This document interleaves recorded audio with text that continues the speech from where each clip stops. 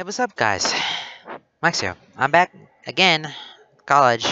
Anyways, welcome back to chapter 9 of the Marks we Make. And they are giving out all the secrets and Allura notices about those two making up, but not about the soulmate thing yet. Shiro figured that out, but didn't tell anybody. They have no idea where that goes, and there's only 3 chapters left in here as far as I can tell, because this chapter can only go up to 12 chapters, so you'll have 3 chapters left. So you'll see more of this, and then after that, that's it. I'm finishing this fan fiction of this Voltron mess thing. All this Voltron mess. Okay, let's get started with this chapter 9 and enjoy. Oh yeah, there will be some mild NSW coming up, so heads up.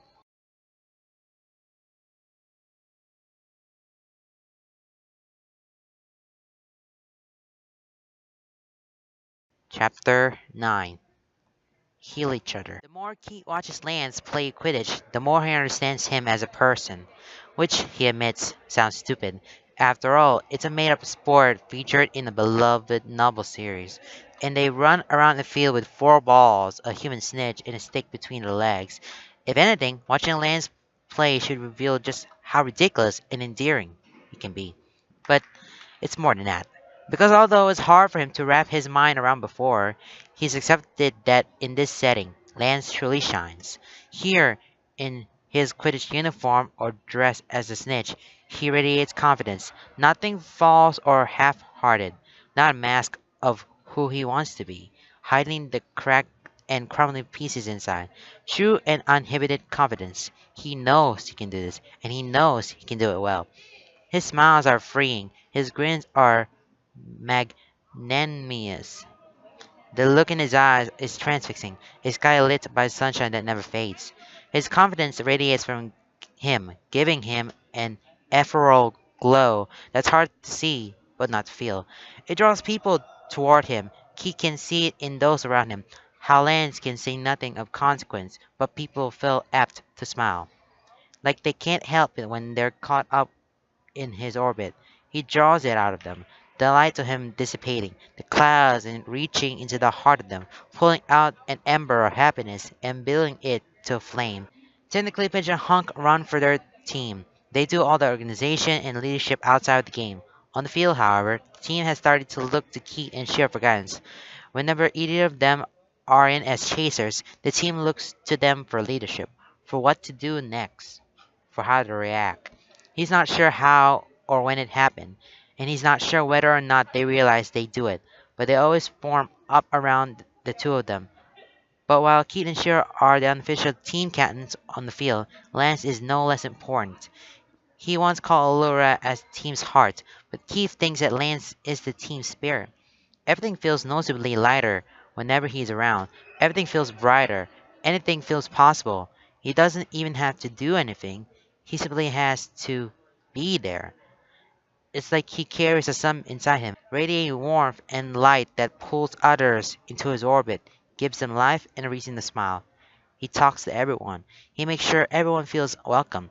His enthusiasm and cheer is contagious, finding away the heaviest of clouds that cling to people, until the outside world no longer exists. They are able to simply enjoy themselves here and now in the game with friends. His presence and existence creates a camaraderie, a glue that holds the team together, a light that binds them and lifts them far higher than they believe is capable. There's a noticeable difference on the days Lance can't make it to practice, a noticeable lull in energy and a slight dip in morale. He's not sure anyone has noticed it, or if they realize the connection in Lance's presence, but Keith sees it. He feels it. Their team rarely loses hope because Lance is that hope. Pigeon Hawk may organize their team, he and Cheryl may lead them on the field. Laura may be the heart that keeps them looking forward, but Lance is the energy that binds them and fuels them forward. It's something that Keith has always known about him, but found it hard to put into words. Something that he's felt about Lance, but had a hard time understanding. It's not until he sees Lance in the Quidditch setting, sees him interact with not just their team but other teams, that Keith can truly see understand, and appreciate the effect Lance has on people. And the strangest part is that he doesn't think Lance even realizes it himself.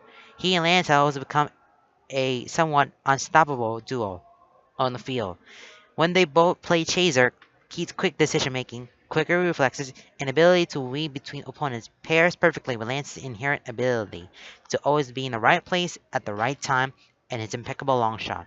When Lance is at his back, he feels unstoppable, and it's a feeling that has his heart hammering and a buzz in his veins from far more than just adrenaline. They've been practicing a lot as a seeker and snitch as well, but not always in their designated roles. Sometimes they snitch, with Keith trying to snitch and Lance walking him through the strategies of that. Meanwhile, Keith walks Lance through his own strategies of snitching. Together, they learn each other's roles, and through getting a better understanding of how the opposing role operates, they learn how to better counteract it. He feels a vibration beneath his skin and a simmering warmth that he's the one able to help Lance improve. That his presence makes Lance stronger, just as Lance does with him. Lance is easily the most versatile player on the team. His main role is a chaser, but he never hesitates to sub in for keeper when they need him to. And he's not bad at it either. His quick reflexes and long limbs make him surprisingly apt at protecting the hoops. It's not often, but he'll easily play beater as well, and he plays off of Grant and Pidge's beating style easily. He learns quickly and is incredibly adaptable to all positions and all play styles. He just absorbs the flow of the game and adjusts accordingly. It's fascinating to watch, and it's incredibly inspiring. And once Keith realized how he is on the Quidditch pitch, he started to see how it carries over to other aspects of Lance's life. Adjustable, adaptable, insanely observant, rarely changing who he is, but easily shifting to match the vibe of those around him. At first, Keith had thought it was Lance changing himself, but now he realizes that it's just who Lance is. The heart of him never changes, but his interaction with the world around him is just the way it needs to. He's never awkward or uncertain like Keith is. He never struggles to adapt to new situations. He moves through life and through the world like a coursing river, shifting and curving to match the landscape, always flowing, always moving, confident in the push and never one to shy away. The only time Keith has never seen him falter is with his soulmate, and that cuts him far deeper than he likes to admit. Unfortunately, he's still not certain how to fix it. Simply telling Lance in and of itself could make Lance change, could make him see Keith differently. He likes how they are, Lance and Keith, Keith and Lance. And as much as the thought of being soulmates is one that he's warmed up to, and one that now gives him butterflies and heart palpitations, the thought that Lance will no doubt see and treat him differently is a sobering one. He knows he has to tell him, and he will. He just hasn't come up with the best way yet.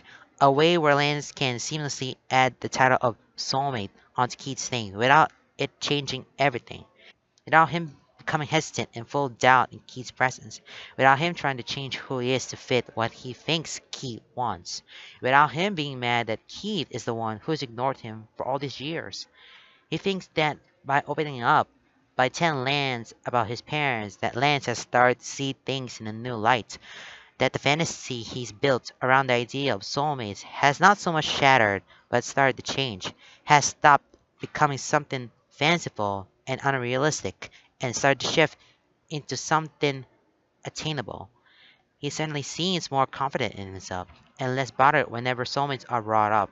But every once in a while, he catches Lance staring at someone's soul marks, sees the shadows that haunt his eyes, and the small frown that tears at his heart and twists his stomach. And he knows that while Lance is starting to change, he's still mourning the loss of the fantasy he's always carried with him. Time, he thinks, is what Lance needs, what they both need. Time to learn together, time to grow together, time to be together without the lifelong weight of soulmates looming in their shadows. He doesn't know what it'll mean for them in the future to drag it out this long. He doesn't know how he'll tell Lance or how Lance will take that news. He doesn't know, and quite frankly, he doesn't like to think about it. The future is uncertain enough, and right here, right now, he's content to take things as they come, to live life by the day, to live in the present, and to do the things that make him happy, to be with Lance in a way that makes him happy, without worrying about what might go wrong in the future. Now, he's just showing off. Honk leans over, wrapping one arm around his bent knee, resting his other elbow on it to pop up his chin in his palm. Keith watches as Lance, dressed in his bright yellow snitch gear, wrestles a seeker's broom away from her, brandishing it with a flourish. When doesn't he? True, at least he's humble about it, Hunk says dryly, as Lance gives an exaggerated bow, while handing the broom back so the seeker can run back to their hoops. Keith snorts a short laugh, smile hovering on his lips. He sits next to Hunk, on the sidelines of the pitch, legs stretched out in front of him, and crossed at the ankles. He leans back on his hands, watching the game. Balmerion University is playing, and he knows for a fact that Hunk's eyes are on the tall keeper guarding the hoops. He's grateful for it. He can watch Lance as openly as he wants without having to worry about Hunk noticing. The other seeker charges Lance, going in at full throttle, and Lance squares up. Keith sees the drop of his cocky grin, eyes flashing and narrowing, concentration twisting his features into something far more intense that does embarrassing things to Keith's insides. They watch as Lance grabs the oncoming seeker, taking him and flipping him in one fluid motion, using his momentum to carry it through, and dropping him elegantly on his back in the grass. The seeker lays dazed, staring up at the sky, and there is a collective intake of surprise, an exhale of sympathy, right before there is a unanimous cheer. Lance's grin is back in place, pristine and bright, basking in the praise. Hunk winces. Ouch. Do you think that hurts? It looks like it hurts. It does. But I taught him how to do it without seriously injuring anyone. There's a long conversation, and Keith thinks a little bit, eyes locked on where Lance is fighting off the Seekers, but after a few moments, he feels the weight of Hunk's stare. He turns, and sure enough, Hunk is watching him, eyes narrow and dispersed. What? Hunk lifts his chin just a fraction, side-eyeing Keith. Sometimes I worry about the combo you two make. Keith just smiles, turning back to the game, his heart fluttering in his chest, and his limbs feeling light.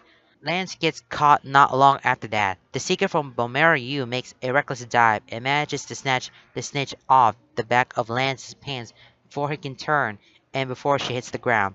The whistle is blown. The head ref talks to Lance and the snitch ref, and the game is called, with Balmerion University pulling ahead by 40 points. He and Hunk wait while the end game hype dies down, sitting off to the side of the pitch and well out of the way of the main crowd of spectators. Teams gather, each of them doing their own cheers before shaking hands with each other. Keith watches as several of the players go to talk to Lance, no doubt congratulating him on his performance. His grin is infectious, having the perfect balance of confidence, pride, and appreciation to come up as genuine. He shakes hands with the reps, talking to them and laughing along with them. The cockiness about him has died down since the match ended, leaving him merely enthusiastic and content. Keaton knows that there is a small smile on his lips. He can feel it. He just hopes Honk is too distracted to notice. As he watches a group of girls catch Lance's attention from the sidelines, stepping up to talk to him. He removes himself from the circle of refs with a smile and a wave, moving over to the group that hailed him. They're from a team that he can't pinpoint despite recognizing their uniforms. He knows the looks they're giving him, the fawning coy looks, the bright-eyed, desperate to lock eye contact with him, the smiles and bubbling laughter. He also not surprised when Lance's cockiness rises again, a flare adding to the edge of his smile and a mischief in his eyes. His hips shift, a confidence and ease exuding from his posture, a languid quality to his gestures, and the tilt of his head. He is also not surprised when Lance starts flexing. Keith rolls his eyes, letting the movement tilt his head to the side. Is he always like this? Hmm? Hunk turns to look at him, eyes wide and blinking, pulled from the daze and back to reality. Keith nods in anticipation. Has he always been like this? Hunk follows Keith's gaze, brow furrowing as he tilts him. Like what exactly? A flirt. Oh, Hunk laughs, a surprise bubble that rumbles out of him, coming out strong before it settles into a fond, rolling chuckle. Yeah, pretty much. Wait, no, not always. Actually, he rubs his chin, eyes tense as they gaze out over the field. Then he gives a decisive nod. Yeah, pretty much always.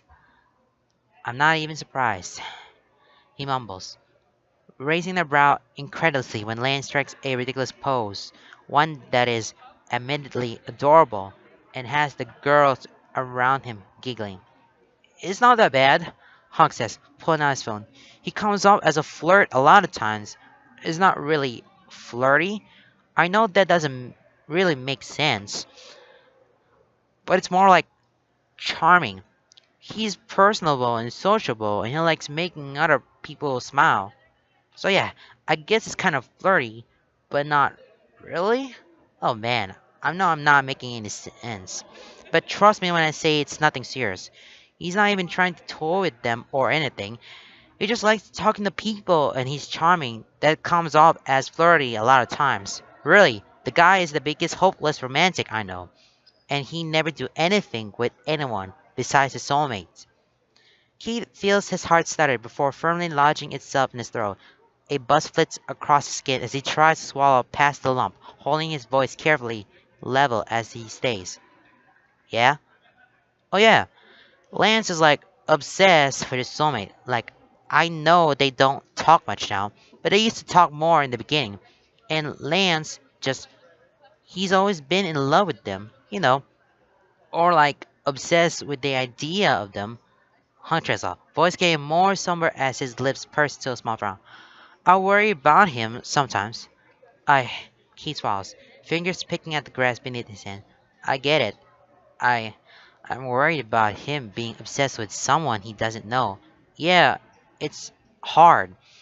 He gets really defensive about it and changes the subject whenever I try to talk to him about it, but he'll be fine. He's smart, and I don't think his soulmate is a bad person. They're probably just not super talkative or overwhelmed by stuff. I mean, they give Lance these amazing paintings, so they can't be all bad. I think they just express themselves differently. He shifts, fingers curling into the grass, and Brad coming shorter. Can't look at Honk. Can't let him know that he's never really given Lance those paintings. They were for himself, and Lance's possession of them was just a consequence of their soul connection. I can't really blame him either, Honk continues with a shrug. Not with the way he was raised. Keith frowns, turning to watch as Honk raises his phone, pointing the back of it across a field at Lance. What do you mean? Oh man, has he not rambled to you about his family's soul connections? When Keith shakes his head, Honk's on. Dude, ask him about that, and you'll start to understand why he is the way he is. Something trickles through him, something difficult to pinpoint. Anticipation? Dead? Hesitant excitement? A strange thrill hope at understanding Lance is just a little more. It's a chaotic mix of conflicting emotions, and it shivers down his spine, settling low in his gut, twisting and bubbling. Pushing that aside, he leans over, glancing at Hunk's phone where the camera is pulled up. What are you doing? Hunt grins, zooming in on where Lance laughs a little too loudly, hands on his hips. Recording this on Snapchat. Paige and I like to record Lance whenever he goes off like this and send it to him. He gets all flustered and embarrassed because half the time he doesn't even realize he's doing it. Amusement tilts his lips, and he joins in with Honk as the two of them narrate Lance's attempt at flirtation, like a couple of sports announcers. They record for a full minute before the feed cuts out, and Hunk sends it to their group of friends before shoving his phone back in his pocket. Well, I'm gonna go say hi to Shay. He pushes himself to his feet, brushing off his shorts. You good? He nods. Yeah, I'll just wait here for Lance. Cool. See you in... when is our next game? Keith smirks, head tilted. Aren't you supposed to be the one who knows that? Honk pouts, cheeks darkening, and Keith chuckles. We play again in 40 minutes. Cool. See you then. See ya. He watches Honk jog up to where the Balmero team are packing up their things.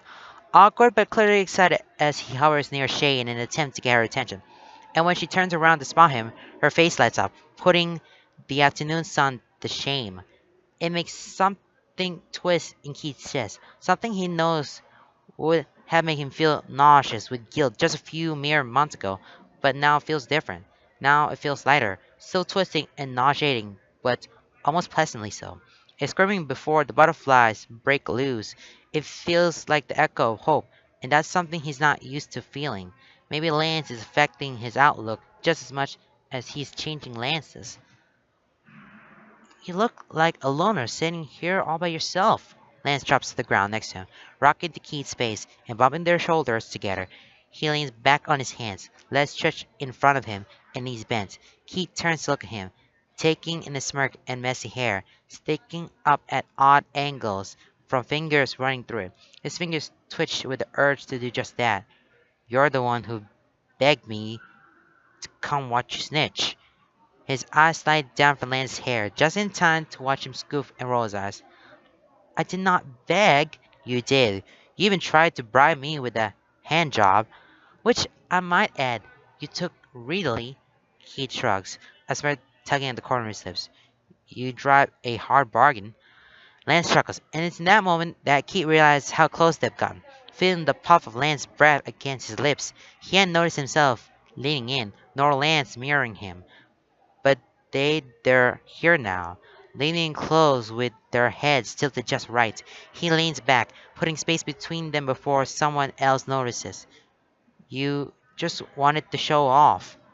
You can't tell if he saw the flicker of disappointment in Lance's eyes, or if that was just wishful thinking.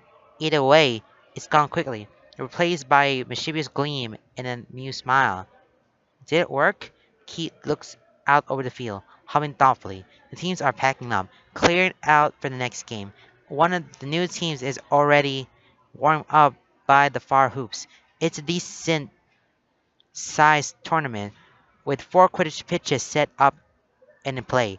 They're nearly done with the general pool play games, and they'll be moving to brackets soon.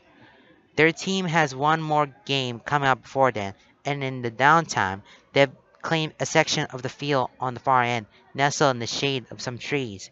Keith and Hunk have been the only ones to watch this game, and, strangely enough, it was for the exact same reason, an amusement that only Keith can revel in. Maybe, he finally says, drawing out the word and leaving his voice lilting and light. Lance nudges him roughly, shoulder to shoulder, and Keith's smile cracks wider. Yeah, okay, it was impressive. You nailed the throw you've been working on. He doesn't have to look at Lance to know he's grinning. He can hear it in his voice. Thanks. I was a little worried I wouldn't be able to put him down gently, but he didn't seem that injured, so when Lance shrugs, he can feel it brush against his arm. He leans into the touch.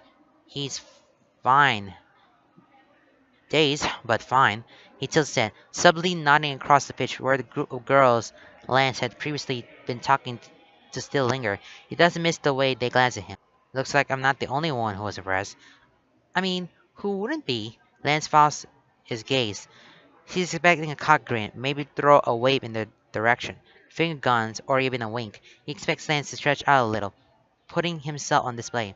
What he's not expecting is for Lance not to snort softly. Oh, you mean them? He glanced at him. Why not berries? You seemed pretty happy about their enthusiasm a few minutes ago.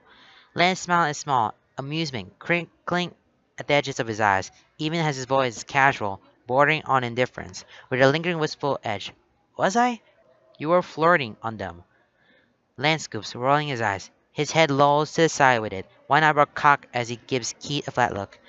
That was not flirting. That was been charming. Keith huffs a short exhale, but his smile never fades. Looks like flirting from here. Wasn't intended to be. Lance tears off, voice descending to a mumble. He looks away, a gesture meant to be casual, but it's not quick enough. Or maybe Keith has just learned to read him. He sees the pieces Lance's smile begin to crumble, confidence giving way to uncertainty, eyes struggling with the beginnings of a spiral that Keith desperately wants to hug him out of, because he's here in his element. Lance should shine. He watches Lance's lips first, brow pinching despite his clear effort to keep his expression neutral, and when he speaks, his voice is far too soft to be as indifferent as he clearly wants to be. Does it Bother you? Keith frowns. What? Lance shrugs. A gentle lift and fall of one shoulder. It rubs against Keith's arm where they lean to each other. The whole flirting thing? I wasn't trying to, but I can see how it would come off that way. Does it like bother you? He sounds uncertain. Words coming quicker in a poor attempt to hide his words. They seem more casual, but Keith can hear it. The strain in his voice. He can feel the tension in his arm. And Keith thinks about that for a moment and let his gaze drift back across the field. The girls are gone now, wander off to do something else. He watches the two new teams warming up, stretching and running drills before their game starts. Does it bother him? He doesn't like the idea of Lance flirting with someone else, of having the same arrangement they have with others, of him finding his temporary enjoyment outside of whatever they have together, of other people seeing Lance's lips parted and eyes hazy and dark, of other people being on the receiving end of his gentle looks and fond smiles, of others receiving those innocent touches that are light and fleeting, but which comes across like his powerless against the urge to reach out and close the gap. He doesn't like the thought of sharing Lance like that. But it's never really occurred to him that it might happen. Even now, considering the possibility, Keith recognizes that he has all the potential to feel jealous or bothered by Lance's harmless flirting. But as he sits there, waiting for the feelings to come, they don't. He thinks about the way Lance looks at him, thinks about the moments they've shared, thinks about just Lance, his smile, his voice, the tremble in his lips when he's vulnerable, the pinch in his brows when he's worried, the lift in his cheeks when he grins, the gentle tilt of his head when he catches his eyes from across the room. He feels incredibly light, a bubbling in his stomach that's difficult to ignore, rising and popping in his chest with little bursts of a foreign kind of giddiness that seeps into his veins and leaves him warm, warm and content. No, he says, surprised at the lightness of the confession, of how certain he feels. No, it doesn't bother me. He feels Lance's eyes on him, hears the breathless way he says, Really? He tilts his head, gazing at Lance sidelong, the ghost of a smirk of his lips. Should I be? Lance is staring at him, eyes wide, blinking owlishly.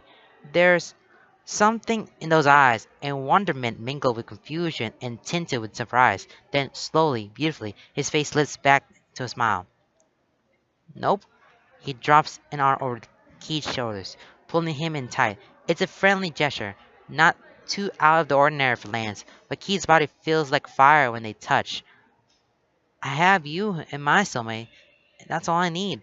A stillness settles about him, and while his smile doesn't falter, it fades from his eyes. And you at least talk to me, so you've already got an edge. He trails off, and silence surges in, thick and oppressive. It clings to them, heavy and sobering, until Keith thinks he might choke on it. Lance's smile fades slowly, easing away, leaving just the barriers of frowns on his lips, eyes vacant and distant as he stares across the field. Keith's stomach rolls, twisting and churning with a nauseous mix of guilt and worry. This is his fault. The look on his face, it's all his fault. And Lance doesn't even know. He hates it. Hates seeing him like this. Hates knowing that he's the one who caused it. And knowing that if he could go back, he's not sure he would change a damn thing he's done. Or what he hasn't done. His silence put that frown on Lance's lips and a ghost in his eyes. He knows he could say something to pull Lance out of it. To pull him back into the moment. And push his thoughts away. Edge him away from the spiral that he gravitates towards far too often. But that's only a temporary fix, and if Keith wants this to work out with Lance, he knows he needs to start working toward their future. It's not Keith's voice Lance needs, it's his soulmate's. But Keith is only human, and his heart squeezes painfully at the thought of initiating the first contact, of answering all of Lance's probing questions that sprawl out across his skin whenever courage strikes. He misses. He misses the old Lance before he knew it was Lance. The soulmate from his teenage years. The soulmate who would play tic-tac-toe on his arm and the hangman on their thighs. The soulmate who doodled comics of his teachers and friends. Who and built on Keith's doodles until the two of them had a cacophony of a world inked across their skin. He misses the innocence and thrill of that connection, without the pressure of revealing personal details like he's filling out a questionnaire. He misses that soulmate. The soulmate that he stifled and suffocated and cut off until it became more someone else entirely. It's with the start that he realizes just how much that connection meant to him, just how much he wants that back, or how much he hurt himself by letting it go to begin with. And he knows that he's not going to get it without a little prompting, without a little damage control to get them back on the track he tore them for so long ago. When you talk to your soulmate, he starts, speaking slowly and carefully. He pauses, licking his lips as he gathers his thoughts, still jumbled in the wake of his own realization. He can feel Lance's eyes and wonders if he can feel the pound of his heartbeat where they touch. How do you do it? How do I talk to my soulmate? It sounds incredulous and incredibly confused. I write on myself? No. He shakes his head, letting his hair fall from his loosened ponytail to better hide his face, seeking security in it. Like, how do you talk to them? What kind of stuff do you say? Oh, Lance is silent for a moment, but he can't bring himself to look at him. Usually I ask questions, I guess, try to get them to answer me. He takes a breath, a vain attempt to steady his heart as he says, maybe instead of trying to force a conversation, you can just share stuff about yourself. A pause instantly. Like what? Cautious, wary, but not dismissive. A good sign. Keith shrugs, enjoying the grounding weight of Lance's arm. Anything, really. Just, instead of trying to coerce them into conversation with you, talk about yourself. Random stuff about your day, doodles, some of the things they like. You can work with that. Maybe instead of trying to take stuff from them, offer stuff about yourself. Like instead of trying to knock on the door, open mine and let them come through their own. Yeah, something like that. Do you realize you're basically comparing my soulmate to a cat? Keith snorts, and unexpected bubble of laughter escaping his lips. I hadn't, but I guess so. Do you do you really think that would work? The uncertainty is back, voice soft and far too vulnerable. But there's an edge that wasn't there before. Suddenly lifts the edge and softens the roughness. Hope. Keith shrugs again, fingers picking at the grass as he looks away. I don't know, but it's worth a shot. There's a pause. And then with far too much distant fondness, so vague he isn't sure if it's meant for him or the person Lance believes to be connected to his own. Yeah, it is.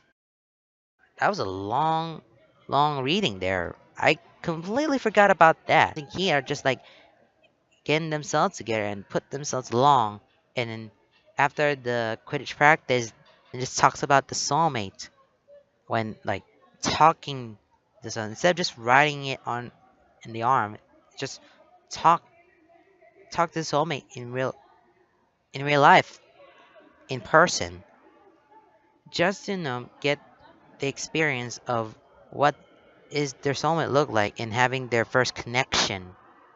And they had to find a way to just get those things out of the get those things, get all this talking soulmates nonsense and just get to it and just put it all together and just make sense that it's still there even when it wants to.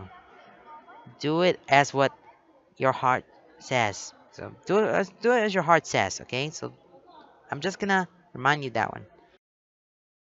They end up getting first place in the tournament. A victory that was just as much luck as it was skill, and one that rested solely on the shoulders of good teamwork. Hunk guarded the hoops with a vengeance, grinning with manic delight whenever he caught the ball, glancing to the side to where Shay watched the game. She railed them all on the field, shifting and changing their strategies to fit against their opponents. They had a good defense, which was easily thwarted by Lance's impeccable long shot aim. Fitch and Coran worked overtime with bludge control, keeping their own defense on lockdown. Laura was good at breaking defensive lines, quick and agile and deceptively strong. Together they all carried the rest of the team, keystones that drove the rest further. kept them all going, rising them up to a level where they were competitive, driven, and most importantly, having fun. The snitch was good, but Keith is used to practice against good snitches. It took him a while, a lot of failed attempts that left him running back to his hoops. But with each attempt, he wore down the snitch's defenses, and with each failed attempt, he learned about his snitching style. At one point, Lance subbed in for him to give him a break, and while Lance didn't get any closer to catching the snitch, watching him did give Keith new ideas. It was a tough game, neck and neck. One team pulls again, then the other right behind them. Keith ended up catching the snitch when they were 10 points behind, allowing them to win by 20 overall. It was a long, grueling game, but it kept them on the edge of anticipation, working hard, and was extremely rewarding. They ended up going out with the other team for dinner at a local pizza joint. All 30, some of them crowded around long bunching of tables pushed together, mixed and mingled between teams. Keith found himself next to Lance, which wasn't too surprising, not when Lance was the one who remained glued to his side. It's been like that a lot lately. Not so much attached, but that they were constantly caught in each other's orbit, drifting away but always coming back, always aware of where the other is. Laura sat across the table from them and made faces whenever she caught their eye, grinning in a way that was too bright and too curled on the edges, crinkling her eyes and knowing mischief. She waggled her eyebrows and winked, resting her chin on her interlaced fingers while she pointedly looked at the poor excuse for space between them. Keith just glared at her, then ignored her when it proved to be ineffective. Lance ended up throwing rolled up balls of shredded napkin across the table, complexion a shade pinker than usual, but in a way that could be easily attributed to a result of too much sun. Keith could see the tension in his jaw, the way he nervously glanced at their teammates. At pitch and hunk and cran, his foot bounced restlessly beneath the table. But Keith hooked his foot around Lance's, resting their calves against one another where no one could see. He could feel Lance's eyes on him, but focused on the conversation happening across the table. He could feel the moment Lance relaxed, felt a hand rest on his thigh, warm against the flesh where his shorts ended just above the knee. A gentle squeeze as Lance leaned into his side, using the excuse of trying to talk over Keith to hide the gesture. Now they've piled back into their cars, crammed in, bundled up, and heading back toward campus. It's late, but not overly so. It'll be close to midnight by the time they get back, but thankfully, tomorrow's Sunday. Keith sits in the back of Cher's car, behind the passenger seat, and lounging against the door. Lance sits next to him in the middle seat, and Rommel, one of the team's beaters, sits on the other side of him. Laura sits on the front seat, and while she had given him a teasing look when he slid into place next to Lance, she hadn't said anything. An hour into the drive, the car is quiet. The radio plays, but it's a low drone on a classic rock station. More of a white noise buzz than an actual interactive sound. The rumble of a car weaves through the notes, bumps of the wheels sliding between the lyrics, and the hum of the engine adds to the harmonies. From his seat, he can see Cheryl staring out the windshield. His lips move slightly, forming words in time with the lyrics. His hands slightly tap on the steering wheel, the ghost of a rhythm echoing with the radio. Allura lounges in the front seat, slouched with her knees pulled up and resting against the door. Her elbow rests on the center console, and her head tilts back against the headrest. You can vaguely hear her humming, a soft and gentle undertone that adds another depth to the hauntingly mute echo of sound. The two of them have been talking, but conversation has trailed off. They've been both in content silence as the lull in conversation persists. Rommel had been talking with them, but glancing over now, he can see that she's asleep, legs pulled up and body leaning against the car door, wrapped up in the blanket she had brought with her. Her face is lax in sleep, lips parted, an expression soft. Her gentle breathing adds to the white noise hum. Lance is asleep next to him, legs sprawled as much as they can be in a limited space and leaning heavily against Keith's side. His head rests on his shoulder, and Keith has adjusted so the weight of it settles comfortably in the crook of his shoulder and neck, twisting the seat back to the car door so Lance can lean more comfortably against his chest.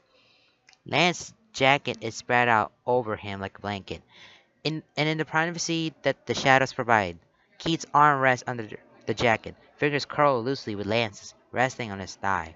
He can hear Lance's steady breath, Feel the rise and fall of each of them. Feel the puff of air against his collarbones. The drive is peaceful, a bubble of tranquility in the night, with the starry sky looming above them and the mountains rising above them in their steady climb upward. Fields surround them, blanketed in darkness, barely a light to be seen.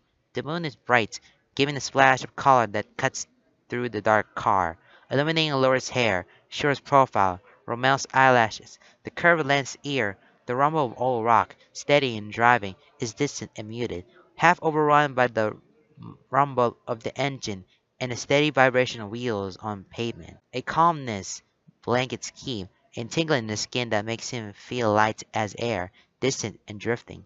A contentment settles in his chest, warm and filling, the smooth stillness of a pond at night, glassy surface reflecting the world around it, with the occasional ripple that bubbles across the surface before fading gradually back into its tranquil state.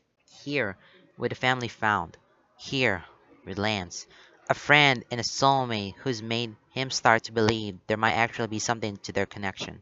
Something worth exploring. Something worth treasuring.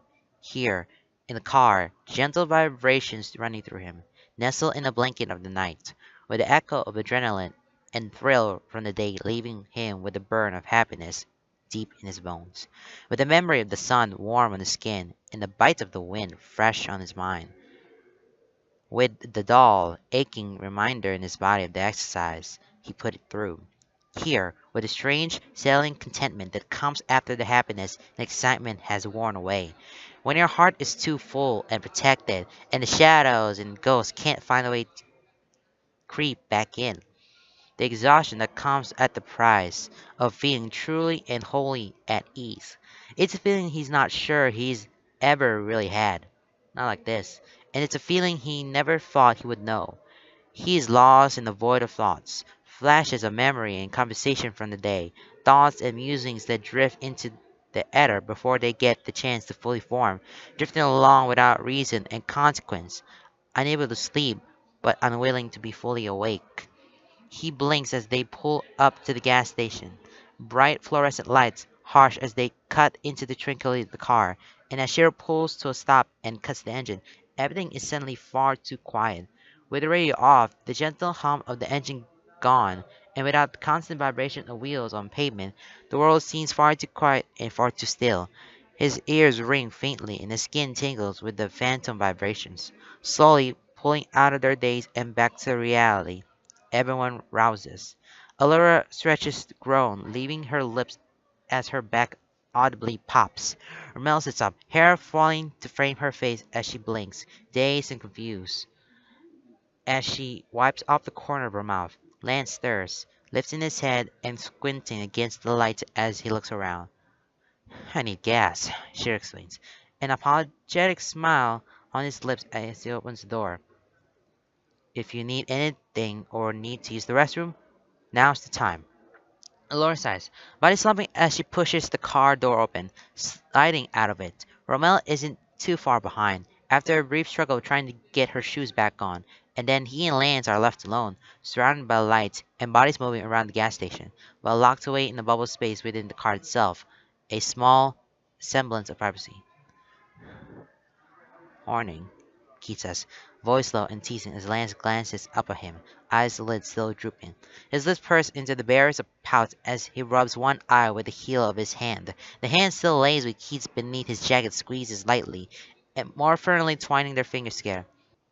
I wasn't sleeping. Sure you weren't, Keith says with a soft huff of amusement. At Lance's weak glare, Keith's smirk widens, just a fraction, just enough that he feels it in his cheeks. I wasn't, he sighs, his body settling back down against Keith's. His thumb idly moves on Keith's knuckles, tracing and memorizing the ridges. I was thinking. About what? He doesn't know why they're speaking nostrils, despite the fact that no one can hear them. It feels like speaking any louder would break the hazy bottle of contentment the inside of the car embodies. About what you said earlier? Keith raises an eyebrow, despite the fact that Lance can't see it. He tilts his head, resting his chin atop Lance's head as he gazes out the window. Shiro stands there, leaning against the side of the car, while he watches the numbers on the screen rise, one hand on the gas pump. I said a lot of things earlier. About a soulmate. About opening the door and like offering a chance but not pushing them to take it. Creating opportunities for them to come to me. Like a cat. Keith snorts slightly, a soft semblance of a laugh. He wonders if Lance can hear the way his heart speeds up, and he longs for the hum of white noise from the open road to drown it out. Yeah? Yeah. His thumb stills, head tilting as he glances up at Keith, his lip caught between his teeth, brow pinched as he looks wholly uncertain. Do you have a pen? He blinks, slowly realizing the implications of the question. No, but Shiro probably does somewhere. They both sit up, rummaging through the car until they find what they're looking for. They settle back, no longer leaning on each other, but still sitting closer than strictly necessary. Lance's jacket pulls on his lap, and he rests his left arm over it. Fingers of his right hand fiddling with the pen. Shiro finishes pumping gas and disappears in the gas station, leaving them even more secluded.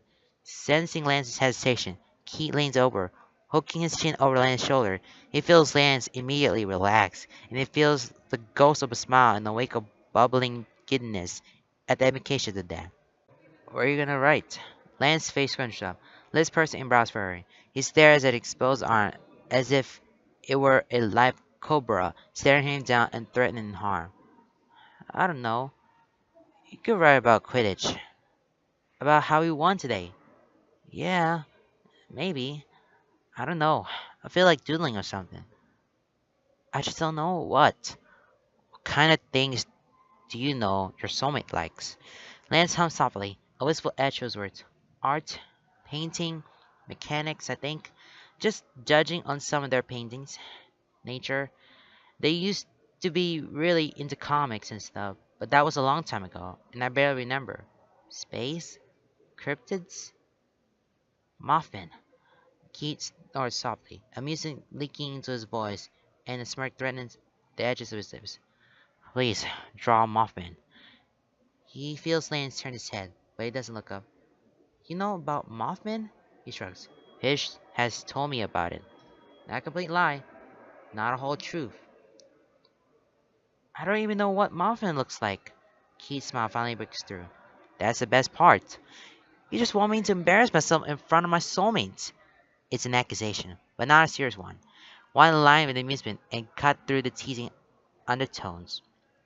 They're your soulmate, Lance, he says, aiming for dry but unable to hide his lilting amusement, nor can he completely hide the edge of fondness trailing in the wake of his words. They'll find it endearing. A truth. A whole truth. Hope so, Lance mumbles, but the pen is already being pressed to his arm. Keith feels the connection open up, a tingle and buzz across his skin, a wisp of breath of fresh air rolling into him, feeling like an ocean breeze, brushing through his limbs, filling his chest, sailing with a quivering and amorphous energy, light and fleeting, hope nibbling at his heart, but nervousness pushing at his lungs, a wild giddiness burning across his skin. He ships, tugging his hoodie sleeves down over his hands, grateful for the cold nights. Is it weird that I'm doing this in front of you? Lance mumbles, and the pen lifts from his arm, but not before a new kind of nervousness starts to trickle through their connection. It's fading and gone before Keith can pinpoint it, but he has the context to know what it means. He shakes his head, cheek rubbing against Lance's shoulder. No, keep going. I want to see how you draw Mothman. A faint smile on Lance's lips, highlighted by the fluorescent lights of the gas station, cut through the private shadows of the car.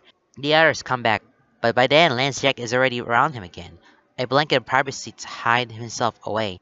He shoves again until he rearranges himself back against the car door, taking his place once again on Keith's shoulder.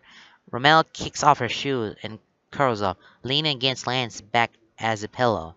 Keith closes his eyes, heart hammering in his chest as the echo of Lance's excitement fades from his veins. He hears the soft chuckle from Shiro, a soft coo from Laura, the shutter sound of a camera. No doubt ain't the three of them sleeping on each other in the back seat. Lance's hand finds Keith once more beneath the canopy of his jacket, squeezing gently and twining their fingers. Keith's arm still feels the phantom prickles of the poorly executed cartoon Mothman on his arm, complete with an arrow pointing to it. In the caption, "Is this a Mothman?" They were finishing up the game, the Quidditch. It's a Quidditch game, whatever. And they're at the gas station where they stop, or they taking a break. Either you're gonna use the bathroom, and then uh, now leaves you Lance and Keith alone once again, just inside the car, and it feels like a little bit of, you know, what's it, what Lance is going to do to write something for a soulmate. I would say that he remembers this thing called Mothman, and he doesn't know what it is. But Lance's soulmate likes this, like likes Mothman. I mean, a cartoon character, as I could say, and wanted to keep going on and just trying to figure out what it looks like. And Lance draws it out, and then after that, yeah, it starts to glow on Soulmate's arm. You can feel that pressure. I'm really proud for that.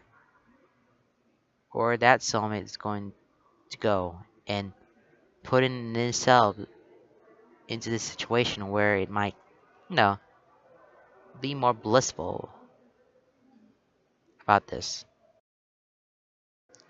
They get back to campus just before midnight, and their caravan of cars splits up as drivers drop off everyone as close to their dorms and apartments as they can. Cheryl stops by Keith's apartment first, and he squeezes Lance's hand before pulling away from him, grabbing his things and sliding out the door. Lance's gaze is groggy, his hair a mess, but his smile dopily endearing as he offers a small shy away. You can hear the low bass of chattering din of a party nearby, of drunk people spilling out of apartments to talk and smoke, but inside his apartment it's blissfully quiet. He can still hear the hum of activity in the apartment complex around him, the sound of cars they drive past, but it's all removed, distant. A white noise that's easy to filter out. It's quiet enough otherwise that his ears ring with it. Skin buzzing with a faint tingle of inactivity after a day filled with adrenaline. Drops his things to the floor, locks the door, and trudges toward his bed, kicking off his shoes as he goes. Stripping his clothes in his wake, he pauses at the edge of his bed, in nothing but his boxers, gazing down at the pale expanse of his left forearm.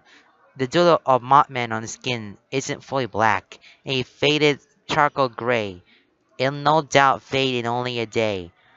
The doodle itself is comedic, a bubble body, a round head, round eyes, fuzzy antenna, stick legs with pointed feet, and hilariously detailed moth wings.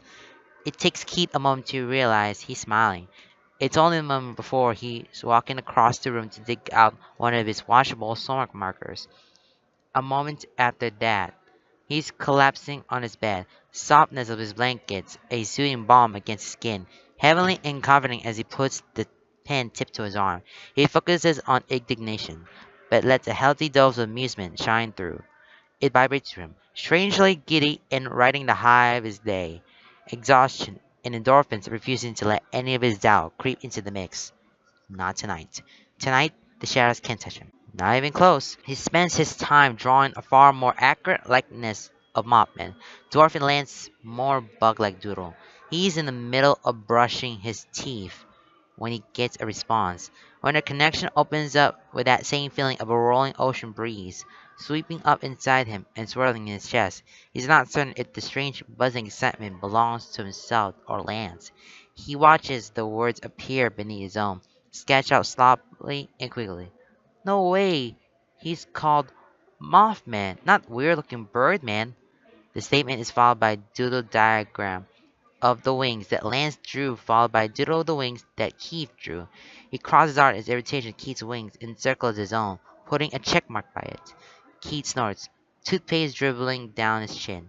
He stays up for an hour longer, curled up on his bed and drawn on his skin by lamplight, Their argument over Mopman devolves into a doodle adventure between their two renditions that spans across his entire arm, his left leg, and the thigh of his right. The Mothman dancing, the Mothman fighting, the Mothman surfing, the Mothman eating ice cream, the Mothman with sunglasses on, the Mothman chasing stick figure people. It goes on, each little progressively worsening as the exhaustion from the day begins to weigh on them both, making the motions of their pants sloppy and uncoordinated. He laughs at it, knowing that amusement filters through their connection. He can feel Lance's giddiness mingling with his own, his relief, cool and soothing against Keith's fragile excitement, chasing away any uncertainty as it begins to rise. He can feel the echo of Lance's laugh fill his chest, bubbling his lungs as if it were his own. He can hear the echo of it in his memories, and it brings the ghost of a smile to his lips.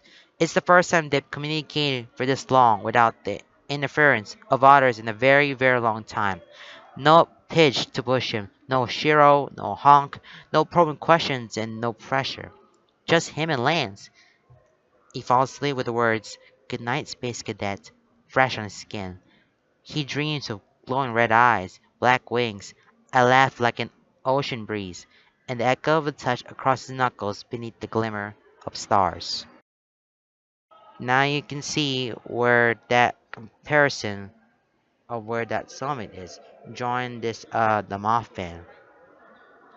And Lance drew his Mothman and he corrected what the Mothman looked like with a body and a head, an antenna with the point legs and the wings. You're fixing the wings, you're fixing everything for his whole body, and that's yeah. What what are the Mothman doing? Dancing, fighting, surfing, eating ice cream, so, with putting their sunglasses on and chasing the stick of people. It's really funny, and now they feel like their connection is getting get in there. It's a progress. It's a good progress. He feels this connection starts to grow.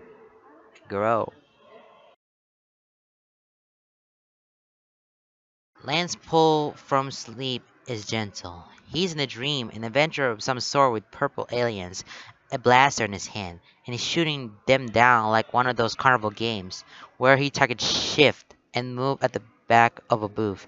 Each time he hits one, a deep and rumbling hum starts up, short and aggressive before it fades. He shoots again. Hum. Spins and shoots. Hum. It's only when he's out of targets and the humming continues that he realizes that maybe the sound has nothing to do with the targets after all.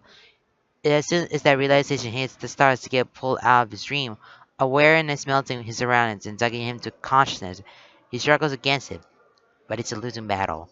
And still the humming persists. Jagged, deep, insistent, short and abrupt. Pause again, rinse and repeat. The more his dream melts around him, the more he focuses on the sound, the louder it gets. It fills his awareness. He can practically feel it across his skin, echo in his bones, but it still remains strangely far away in his body and yet at the end of a tunnel. The distant rumble of thunder. He slips back into consciousness seamlessly. One moment he's asleep, and in the next, he's slowly becoming aware of his body. Mind still distant, struggling to keep up. He starts to pick up sensory input. It's warm, far warmer than it should be because his dorm gets surprisingly cold at night, especially now that they're halfway through November. He's not wearing his eyes mask, which, okay, he forgets sometimes. But a brief wrinkle of his nose tells him that he's not wearing an overnight face mask either. Not the end of the world. He only does that a couple nights a week. His chest feels heavy, pressing into the mattress far more than it should. His leg is pinned, tangled up in a warm, solid weight that's definitely not blankets. His arm isn't numb, but it's well on its way. The tips of his fingers starting to feel that distant tingling sensation. There's another weight on his shoulder, a tickling wisp of sensation along his neck and jaw. The bed beneath him is definitely more comfortable than his dorm bed. And for a moment he wonders if he's home. But no, it's too quiet for that, and the faint hint of spices don't fill the air. The air does, however, smell different. It's so hard to pinpoint, but it definitely smells different than his dorm. but at the same time, familiar. He just can't place it, not when his mind is struggling to return to his senses, to take the offered pieces of the puzzle and fit them together. He's not sure how long it takes, nor is he really aware of the process that it takes to get there. But eventually, he finds himself lying on his back, staring up a scene that is definitely a ceiling and not the bottom of Honk's bunk, and with the body pressed up against his side. That's when he recognized it, the smell. It's faint, obscure, smells like a vague combination of his cheap shampoo, the spice of his deodorant, and the burnt popcorn they made last night, wrapped up in a general, indescribable but familiar smell of Keith's apartment. Right, he stayed the night with Keith. A strange jittery excitement trickles through him, running down his spine, vibrating through his core, and spreading out to his limbs. He stayed the night with Keith. It wasn't even anything sexual. He came over with a backpack full of textbooks, notebooks, and his laptop, and a large pizza in his hand. The two of them had spread their work out over Keith's coffee table, curling up on his couch in their pajamas, and worked deep into the night. Keith had a paper he needed to write that had been saved until the last minute. Lance had a mini essay and lab report to do. So instead of confining themselves to the library, they had turned Keith's apartment into their study den. Keith had finished first and had curled up next to Lance, resting his head in his lap as he helped him with the last of his art history homework, half asleep and drowsily rattling off fun facts about art in the Renaissance era before he ended on a tangent about the Teenage Mutant Ninja Turtles. Lance had smiled, chuckling through it while he lazily ran his fingers through Keith's hair. By the end of it, it was nearly 2 in the morning, and he had no desire to walk back to his dorm. The decision to stay with Keith had been an easy one, and one that barely needed to be discussed aloud. He had texted Hunk that he wouldn't be back that night, barely managed to brush his teeth with the cheap toothbrush he had bought to keep at Keith's place, and slip into the bed to curl around an already half asleep Keith. It's strange how easily and seamlessly they seemed to fit together now. How he had bought a toothbrush to leave in Keith's bathroom without thinking. How he automatically brings a change of clothes with him when he visits. How he just slips into bed with Keith, and Keith just assumes that he will. And the strange part is the complete lack of awkwardness. He's not sure when they lost the bashful part of their deepening interactions, when they went from uncertain and shy and hesitant to calm and easy and sure. He thinks it must have happened gradually, so gradually that it's hard to pinpoint that exact moment. But he does think that the talk he had with Keith was a big turning point. A point of understanding, a point of tearing down walls and exposing parts of them that are vulnerable and broken. A point where they reach out with soothing hands to cradle those broken parts, not fixing them, but treasuring them as they are. It's a step he hadn't realized they'd taken until they were already past it, until the effects of that understanding really start to come into the light. He always thought this is what falling in love would feel like, but he never thought it would be with anyone other than his soulmates, and that awakened something in him, a spark in burning ember, threatening to build into a blaze of fire that threatens to consume him. The problem is he doesn't know if that fire will leave him a barren wasteland or be the key to his rebirth. It's a terrifying thought, and one he doesn't know what to do with. He can't admit that he might be falling in love with Key because he simply doesn't know if that's true. And if it is, he doesn't know what that means for him and his soulmate. If it even matters at all, his soulmate has always been his number one, and he doubts that will ever change. But what he has with Keith is beyond special, and he's not ready to give it up.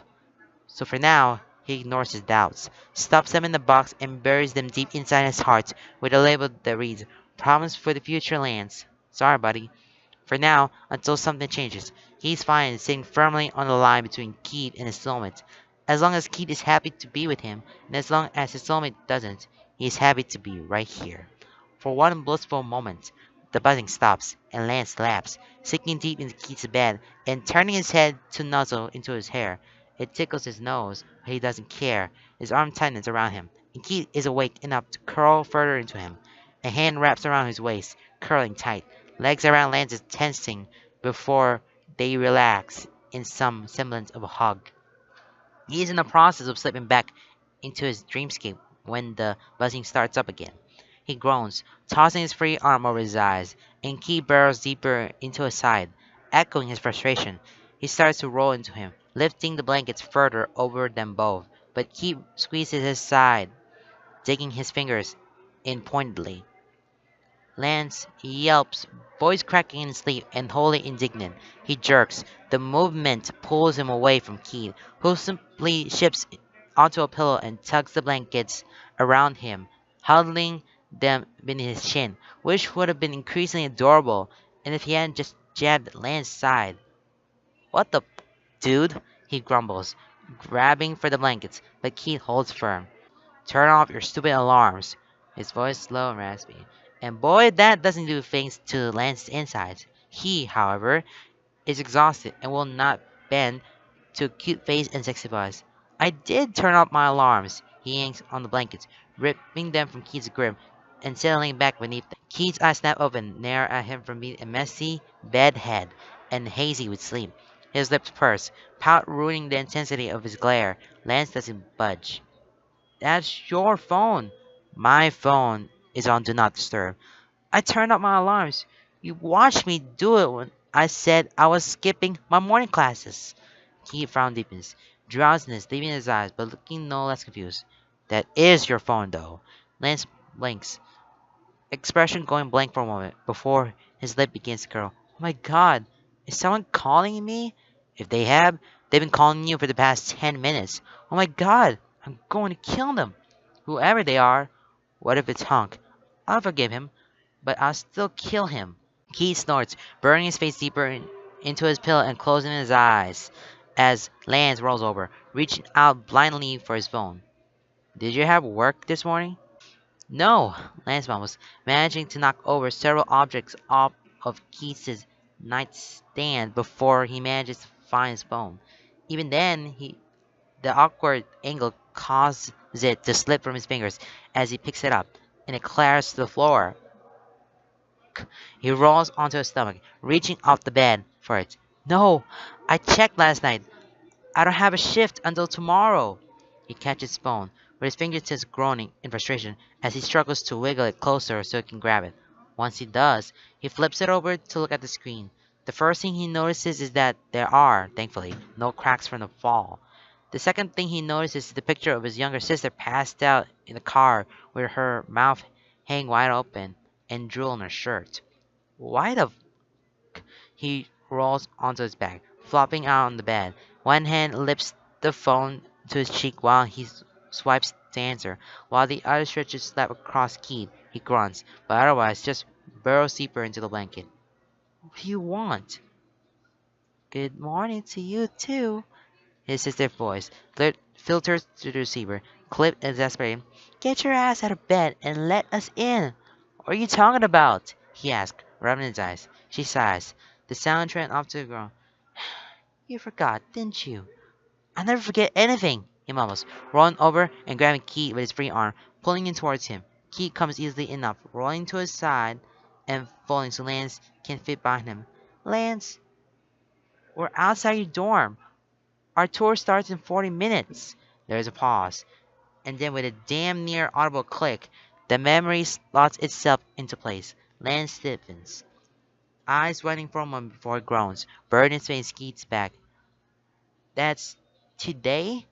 Lewis said he texted you last night to remind you. I forgot! His brother says loud enough for Lance to hear him in the background. Maria groans, and Lance chuckles under his breath. See? It runs in the family. Just hurry up. I want to get coffee before the tour. Coffee's bad for you. You're like 12, and you're like 4, 4.5. Lance! He says, yeah, I'm getting up. But, I'm not at my dorm. What? I'll meet you guys outside it, though. Give me 10 minutes. Lance, gotta go. Bye. He hands call and tosses his phone across the bed, groaning as he curls into Keith's back, hugging him tight. What's up? Keith mumbles, voice muffled by the pillow. Maria and Lewis are here. Lance, I don't know who that is. Oh, My little brother and sister, they're twins, 16 or maybe 17, probably 17, because they're seniors. Who knows anymore? They'll always be 12 to me. Keith rolls over to look at him, forcing Lance to roll back to accommodate the movement. Keith's eyes are open, but still drowsy, brows furrowed in confusion. Why are they here? Lance scuffs, flopping onto his back and spreading his limbs wide as he stares at the ceiling. Their school gives seniors 3 days off if they go to campus tours at colleges. They wanted to borrow a car to come visit on their own, and I said I'd go on tour with them and then take them out to lunch and show them around and stuff. Good thing you decided to skip all your morning classes, Lance says. Yeah, I guess. He rolls his head to the side to look at Keith, a small smile playing across his lips. Hey, wanna come with us? Keith frowns, before quickly rolling back over, pulling the blankets over himself once more. Nope, I have class. After class then. After the tour. Come have lunch with us. I know you don't have anything else until like 2, Keith hums, sounding torn but bordering on a no. Before he can say anything, Lance ships, flopping over top him, limbs sprawled out and blankets bunching between them. Please, Keith? He plays, bursts his face in the crook of Keith's neck, roughly nuzzling against him. Please, please, please, please? Lance! Keith tried to snap, but his voice is laced with barely contained laughter and a fondness that makes his heart twist. Come on, they'll love you. I can't say you love them, but they'll definitely love you. Plus, you can hang out with me and save me. They're your siblings. Exactly. I'll definitely need saving. Oh my god. Is that a yes? There's a long pause, and then his body sags with a sigh. Fine. Yes, it hisses, cleaning the key and rocking the back and forth. You won't regret it, I promise. I already am. His voice is dry, but that fondness still hadn't dissipated. He swerves in Lance's grip, getting a hand out and through the tangle of blankets to poke viciously at his side. Lance yelps and jumps, glaring at the smirk that tugs at Keith's lips. Now get out of here. Rude. You have to get out of bed, too. You have class soon. He tries to go for retaliation, grabbing Keith's sides in a way that would have most people jolting. Keith, however, doesn't budge, just continues to lie there and stare at him. At his frustrated frown, Keith's smirk widens. Lance hops, throwing the blankets off dramatically and swinging his entire body until his legs slide off the bed. It's not fair that you're not ticklish. Keith hums, bunching up the blankets and burrowing back under them. He turns on his side to watch as Lance gets dressed, blankets pulled up and bunched beneath his chin, hair a mess on his pillow, eyes that didn't tire despite being bright with amusement. Eating, Keith, he says as he stands, pulling his pants on the rest of the way and shimmying to get into them. A little overboard with it. But that's what happens when he can feel Keith's eyes on him. Sure enough, when he turns around, Keith's eyes drip slowly up the length of his body to his own. He puts a hand on his hip, using the other to point a finger at him. Cheating, I say. Keith snorts and rolls over, pointedly putting his back to him. Whatever, just get out of here. Lance grabs his things, shoving them haphazardly into his bag before slipping on his shoes. I'll see you later, though, right? Keith hums vaguely. I'll text you in details. Better not bail on me, Kagani. Oh my god. Lance, just go. He does, but not before leaning over the bed and pressing a quick kiss to Keith's exposed cheek. It's instinctive and easy, making his heart flutter with the simplicity and intimacy of the gesture without the gut-churning nausea of uncertainty. It's just as instinctive and easy as dodging Keith's lazy hand, reaching out to swat at him. Lance catches his wrist easily, eyes narrowing in on a detail he hadn't noticed in the haze of drowsiness last night and this morning. Oh my god, he whispers, shaking Keith's shoes. Do you seriously sleep with your gloves on? Keith pulls his hand free, hiding it back beneath the blankets, but the damage has already been done. Incredulous laughter bubbles out of Lance. I was joking when I said you wore them everywhere. I didn't realize how accurate it was. Do you actually shower with them? You sleep with your socks on. That's normal. No, it's not. My feet getting cold. My hands getting cold. Keith says, dry and humorously. Another Bot of giggles slipped past his lips. Keith, you're so weird. He hadn't meant that to sound as fun as it does. And once it slips out, he's powerless to resist the urge to lean down and kiss him one more time. He pulls away, laughing, catching a glimpse of Keith's blush before he pulls the blankets over his head with an exasperated groan. They spend the night at Keith's apartment, and suddenly it's Monday. They're waking up in the morning. They have that family bonding for Lance because they're. I mean, he got his family. He got his brother, Lance's brother and sister, doing all this tour, all this Catch Compass tour. Yeah, and then hanging out with lunch. That's Lance's. It's runs in the family. That's what his sister said. And then he's gotta go then. And then he promised to Keith that he can go too with Lance and his brother and his sister to lunch and whatnot. Okay, that's another way to just being themselves and just hang out with a family. But I got nothing to attempt to say this. As he nears his dorm, he steps off the main path, taking the brief detour that brings him to it from the side rather than head on. Where he had been hurrying the whole way, he now slows, eyes darting around the perimeter. It doesn't take long to find them. Two kids who could pass as freshmen waiting outside as a friend's dorm. Their his tone is a little lighter than his own, but they have the same messy brown hair, the same eyes, the same sharp features, and the same upturned nose. Maria keeps her hair long and pulled up into a high ponytail, strands falling down in front to frame her face. Louis is just a little longer and messier than Lance. They have drastically different styles and clothes. Yet, despite all of it, they're both clearly twins, from their identical facial features to the way they hold themselves.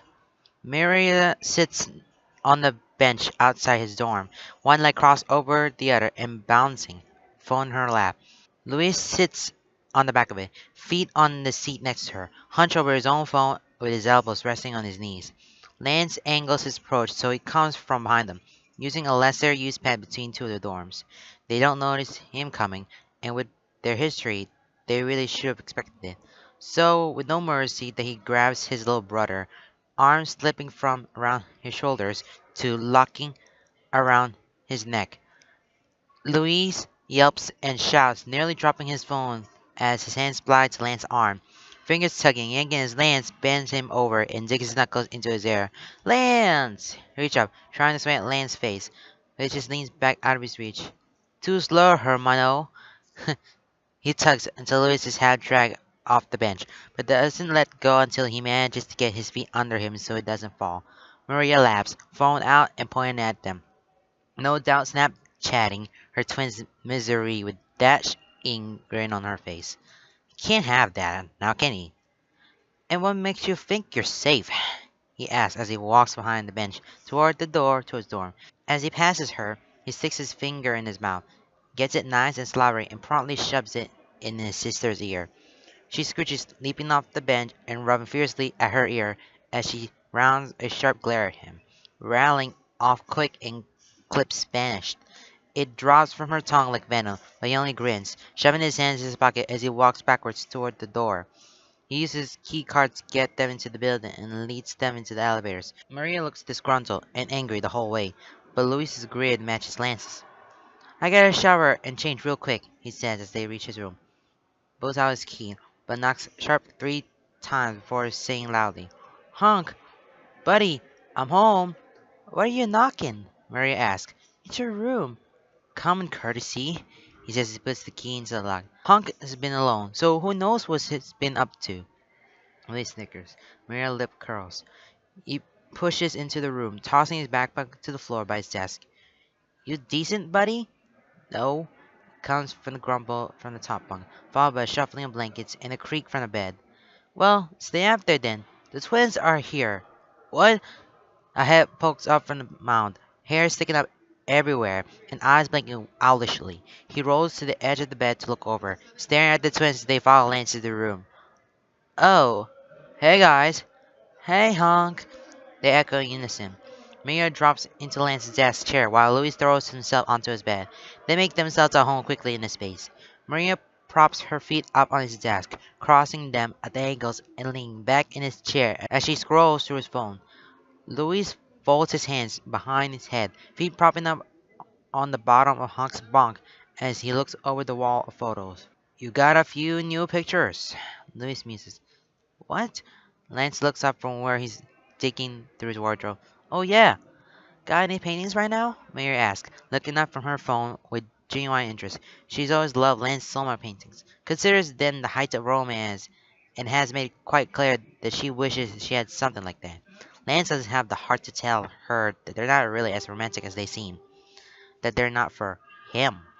That, as proud as he is and as beautiful as they are, he'd trade them for what she has with her soulmate in a heartbeat. He shakes his head, tossing the towel over his shoulder and grabbing his shower caddy. Nope. Last one faded a couple days ago, in the wake of last weekend's Quidditch tournament, and the brief but exhilarating conversation he had with his soulmate afterwards. Once the conversation had faded from their skin, Lance had gotten a soul mark painting on his arm. A dark and eerie forest landscape stretching across his left forearm. The shadows and pine trees. Negative space creating contrast of his skin against the dark greens of the soulmark. And amongst the trees was a large and formidable rendering of Mothman in his glowing red eyes. Hunk had thought it was creepy. Allura had thought it was strangely cute. Corinne had thought it was fascinating. Pitch had thought it was awesome. Keith said it was pretty cool. She had smiled this secret little smile that Lance found hard to read. But despite the dark and eerie composition of the painting, the feelings that had filtered through their soul connection had been anything but. They had been filled with passion, excitement, and an eagerness that his soulmate really had when approaching their paintings. And he could be mistaken, it could be just wishful thinking. It could just be him right in the hive, actually communicating with them again. But he could have sworn he felt a lingering, sticky fondness, a warm and thick in his core. Then again, that could have been his own. I'm gonna take a quick shower, Mira starts. Do you ever? Lance pauses with the door open, eyes narrowing on her. Okay, rude, but entirely fair. He glances out of the top bunk, where Hunk has partially emerged from his cocoon, rubbing his eyes with the heels of his hands. Quick shower, then I'll get them out of your hair, buddy. Hunk waves him off. It's all good. I don't mind.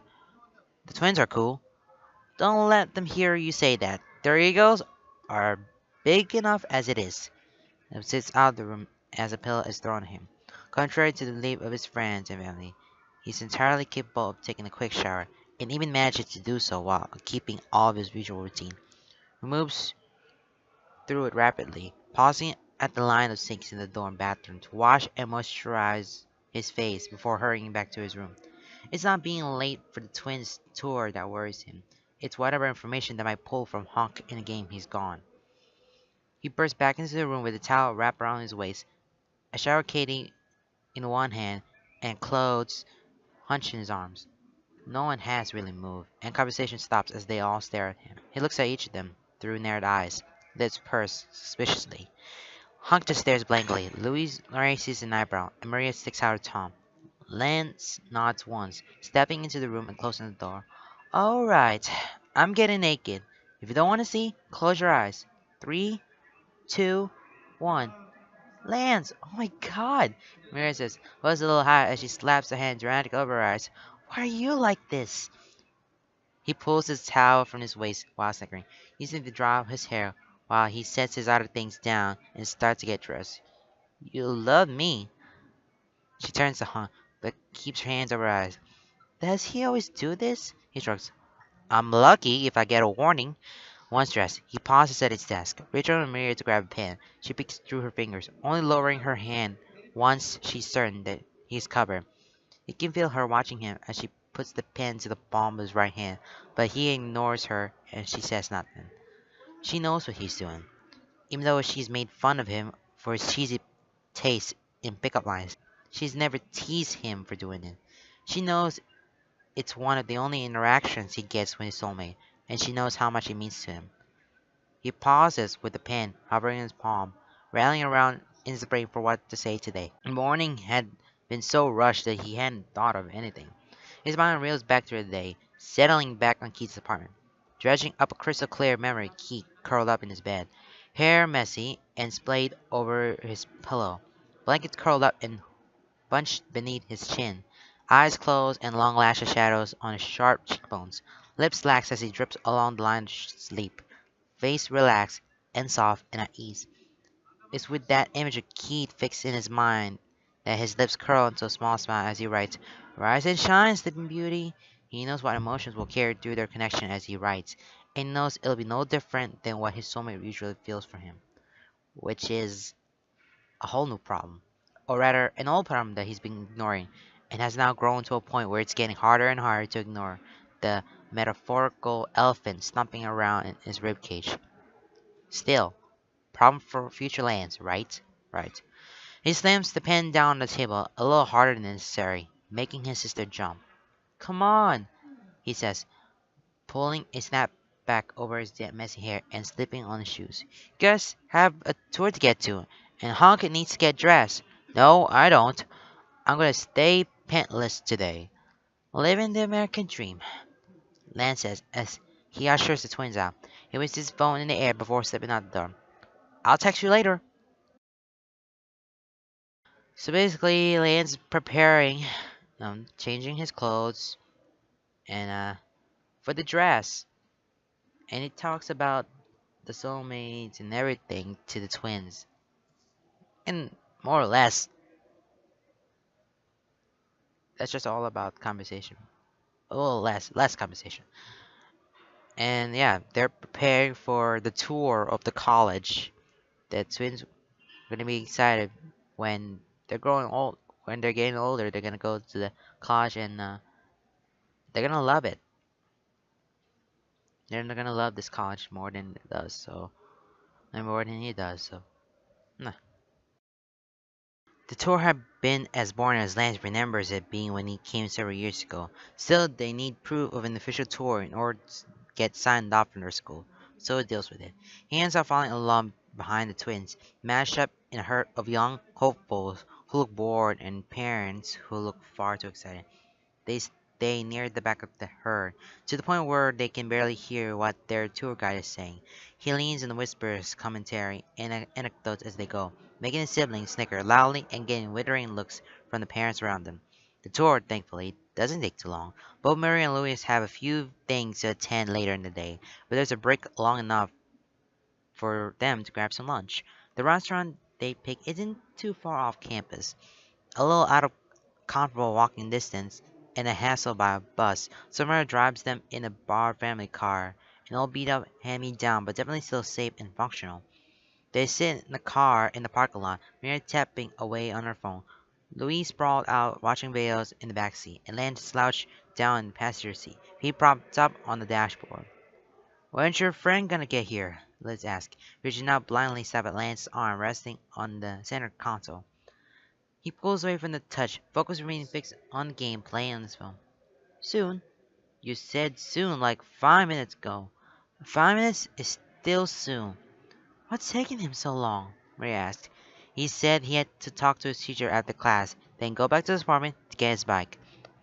"Oh God, he's biking here?" He hears Louis flop his limbs out, hitting various parts of the car, seats, and doors. "That's gonna take forever. I'm starving." Lance smirks, but looks up at the sound of a rumble. He watches as a familiar cherry red and black motorcycle turns into the parking lot, easing down the aisle until it pulls into one of the smaller spaces up front. He clicks his phone off and shoves it into his pocket as he reaches for the door handle. "Not that kind of bike." "Come on, he's here." "What do you mean, not that kind of—" Lee sits up, hand on each of the front seats, and Lance turns to see his wide eyes and gape him out as he swings his legs out of the car. "Wait, is that him?" Lance grins. "Yup. Holy sh! Since when did you get cool friends?" "Hey, Honk and Pidge are cool." "Yeah, but they're not," Maria says, but she sounds in. "Holy sh! He's actually really hot. When did you get hot friends?" "All my friends are hot," he says, infusing his voice with indignance, but I can feel heat crawling up his neck. "Yeah, but you're not," Louis says, grinning from ear to ear.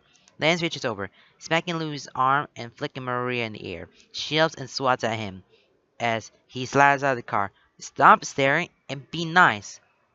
Oh, I'll be nice. There's a noticeable curl to her smirk. You're already dating your soulmate, Lance looks at her again. Doesn't mean I can't look. There's a noticeable silence from the backseat. Lance doesn't miss the way his brother's face drops. He winces.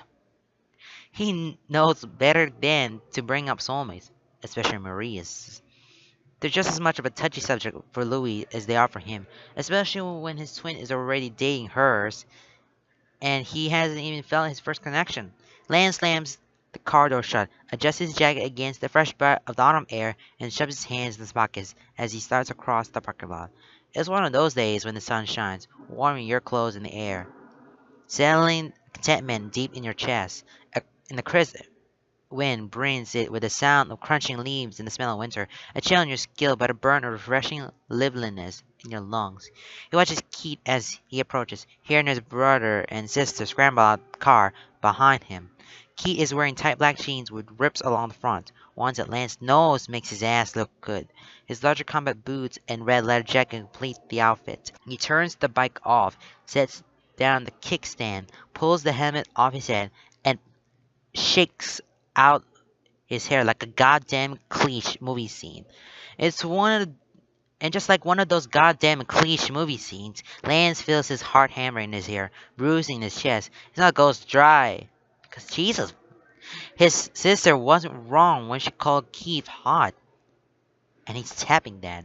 More than tapping that, he holds his hands with that and makes that laugh and plays with his hair and nuzzles in his chest. He's so far gone for that, and he's starting to realize just how much of a problem that might be. Hey man, he says as he stops next to him. Keith turns to him with a start, but his eyes light up with the recognition and his grin is blinding in the late autumn sun. Hey Lance. Where's Hey Mira comes craning to Lance's side, throwing an arm over his shoulder and causing them both to wobble dangerously to the side. She holds out her other hand to Keith. Name's Maria.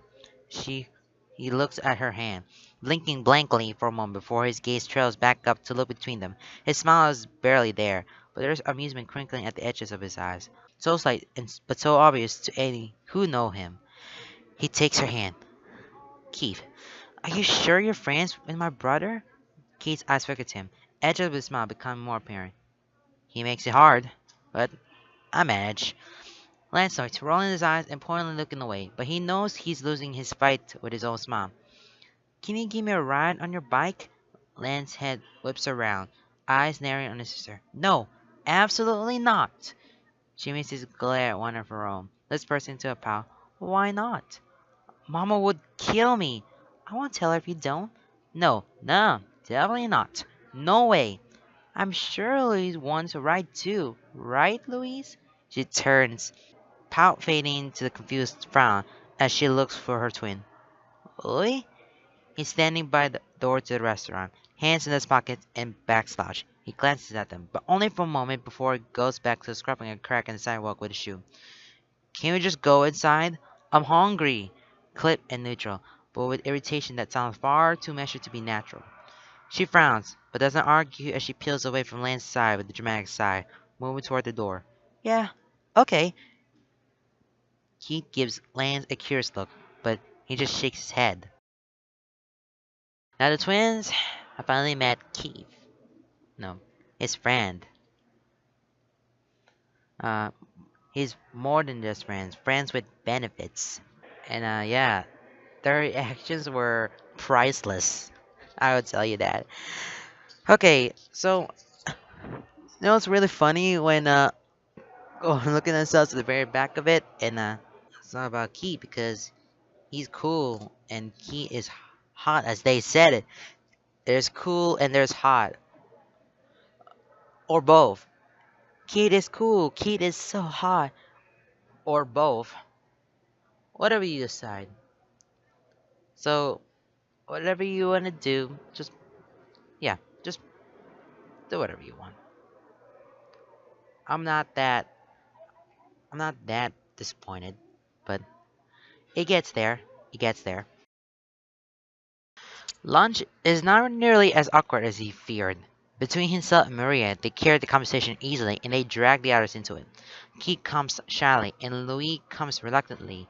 Eventually, however, they do both end up joining in. Louis and Maria are fascinated by Keith, and while taken a little aback by their general enthusiasm, he answered fairly well. In spare moments, he glances at Lance, a hidden smile lifting his cheeks as he says, "They're just like you." And as much as he'd like to take offense to that, there's a level of familial pride that outweighs it. Lance picks on Keith a decent amount, but it doesn't take much for Keith to get Louis and Maria on his side. Teasing goes all ways, however, and it's all in good fun. Keeps them laughing and their spirits high. At some point between ordinary food and actually arriving, Keith feels shyly finds his under the table. Throughout the time they spend in the restaurant, Lance keeps a careful eye on his brother. After some coaxing, he does join conversation. He teases and bounces off all of them in his usual way. He smiles, but it never seems to fully reach his eyes. He laughs, but it never sounds wholly genuine. There's a hollowness to him and shadows beneath his eyes that Lance is all too familiar with. He knows exactly what's eating at his brother's, what toxic thoughts are corroding away inside his chest, both from observation and from experience. So after they paid and they step back outside in the afternoon sun, Maria stares wistfully at Keith's bike and says, "Are you sure you can't give me a quick ride?" Lance says dramatically, shoving his hands deep in his pockets and rolling his eyes, with his whole head lolling to the side. "I guess it's fine, if Keith's okay with it." Maria seems startled by his easy defeat, but she doesn't question it. Instead, she brightens up immediately, bouncing on her toes as she whips around to stare at Keith. "Well, do you mind? Please, please, please, please." Keith blinks at her, looking trapped and startled. His gaze flickers to Lance, and he tries to silently communicate his plea, a slight down tilt to his chin, raising the brow just so, widening his eyes for just a second, a wry smile. Keith's gaze flickers across his features, brows furrowing and lips pursing just slightly. He seems to catch on though. There's confusion there, and Lance knows he'll have to explain later. But for now, Keith goes with it. He shrugs, gesturing to his way. "Sure, I guess that's fine. Just a short ride?" He directs a question to Lance, who shrugs and waves a hand vaguely in the air. 10, 15 minutes around the main streets? And do not go over the speed limit, Keith. I swear to God. He quirks a small smirk, settling on his bike and handing Maria his spare hammer. "Sure thing. Hey, Maria, give me the keys so we can wait in the car." She tosses the keys, barely paying him any mind as she climbs onto the back of Keith's bike and hesitates only a moment before holding onto him. Lance watches them ease out of the parking lot and onto the main road before glancing back at his brother. Now that the presence of constant conversation is gone, he's pulled back to himself. The forced smile faded and gone, posture sagging as he bows his head over his phone. "Come on!" Lance nods across the parking lot. Louis follows him, automatically climbing into the backseat. Instead of taking his previous seat in the front, Lance goes to the other side of the car and slides in next to his brother. Louis looks at him curiously and cautiously, but says nothing as Lance settles in. He slouches slow, pulling out his own phone and propping his knees up on the seat in front of him. They sit and quiet for 2 carefully watched minutes before Lance speaks. "Hey!" Vague, drifting, an open door. "Hey!" Short clip. Not so much a closed door as a solid wall. Hates hearing his brother like this, hollow and jagged, thorns protecting everything. Lance knows he's burning inside. "What's up?" He tries to keep casual, a gentle prod toward the subject without dragging him into it. He keeps his eyes on his phone, playing a mindless game to get the pressure lighter. Tap, tap, tap, tap. Loose, restart. Tap, tap, tap, tap. Moment catches his eye, and he glances out to see Louis' incredulous expression, arms gesturing pointedly to their phones. The car, the parking lot, making it very clear what's up. An expression making it very clear he finds it a stupid question. Lance gives him a flat stare. "That's not what I meant, and you know it." "Lance!" A warning stiff and barbed. "Louis?" A challenge, gentle but firm. Louis hops, slouching further down his seat, legs spreading wide and accommodate as he buries his attention wholly and pointedly at his phone. Lance frowns, trying it again, with the easy, gentle voice that's always managed to make his siblings crumble. Talk to me about it. I don't want to talk about it. You haven't felt a connection yet? It's all broad phrased like a question, even though they both know it isn't one. If Louis had finally felt his first connection, Lance would have heard about it. The entire family would be ecstatic. They would call him not long after. Hell, Lance probably would skip class to go home and celebrate with them. That's how it always is in her family. A celebration, coming together in honor of someone's first connection. A preemptive welcoming for the soulmate that will no doubt later become part of their family. They always made big deals of their connections, so it's no wonder that it's tearing Louis up that he hasn't had his yet. Soulmates typically connect in the early years of puberty. 13 to 14 is common, but 12 or 15 is just as likely. Louise is 17 and still hasn't felt anything. It's not unheard of. Soulmates connect at the same time, and only after both parties have begun puberty. No one really knows why, and scientists have never been able to figure out the root cause. They say it's not genetic. Age connection is unique to the person. There are two possible explanations. One, that they're both late bloomers, which is just as common as early bloomers. Or two, his soulmate isn't of a connecting age yet, which is also just as common. Though soulmates rarely have generational gaps, age differences are common enough.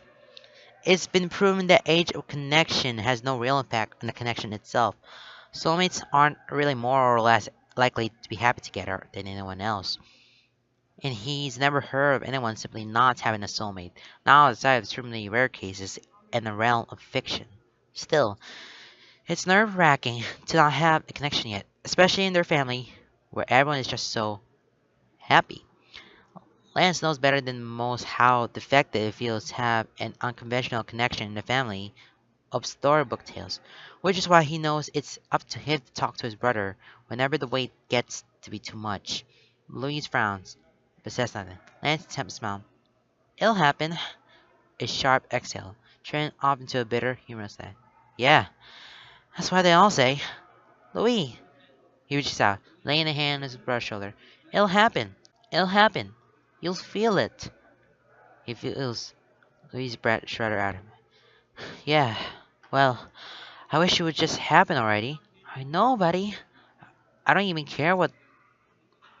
I don't even care that they're probably younger than me. Can't wait. I will wait. I can be patient until they're ready. Comes out of it in a rush of an exhale. Words tumbling over each other in frantic escape until his breath runs out. Fears and insecurities jump into the still space of the car, into the safe space between them. I just want to know they're out there. That I'm not alone. His voice chokes off. Throat closing around what Lance is sure is a sob.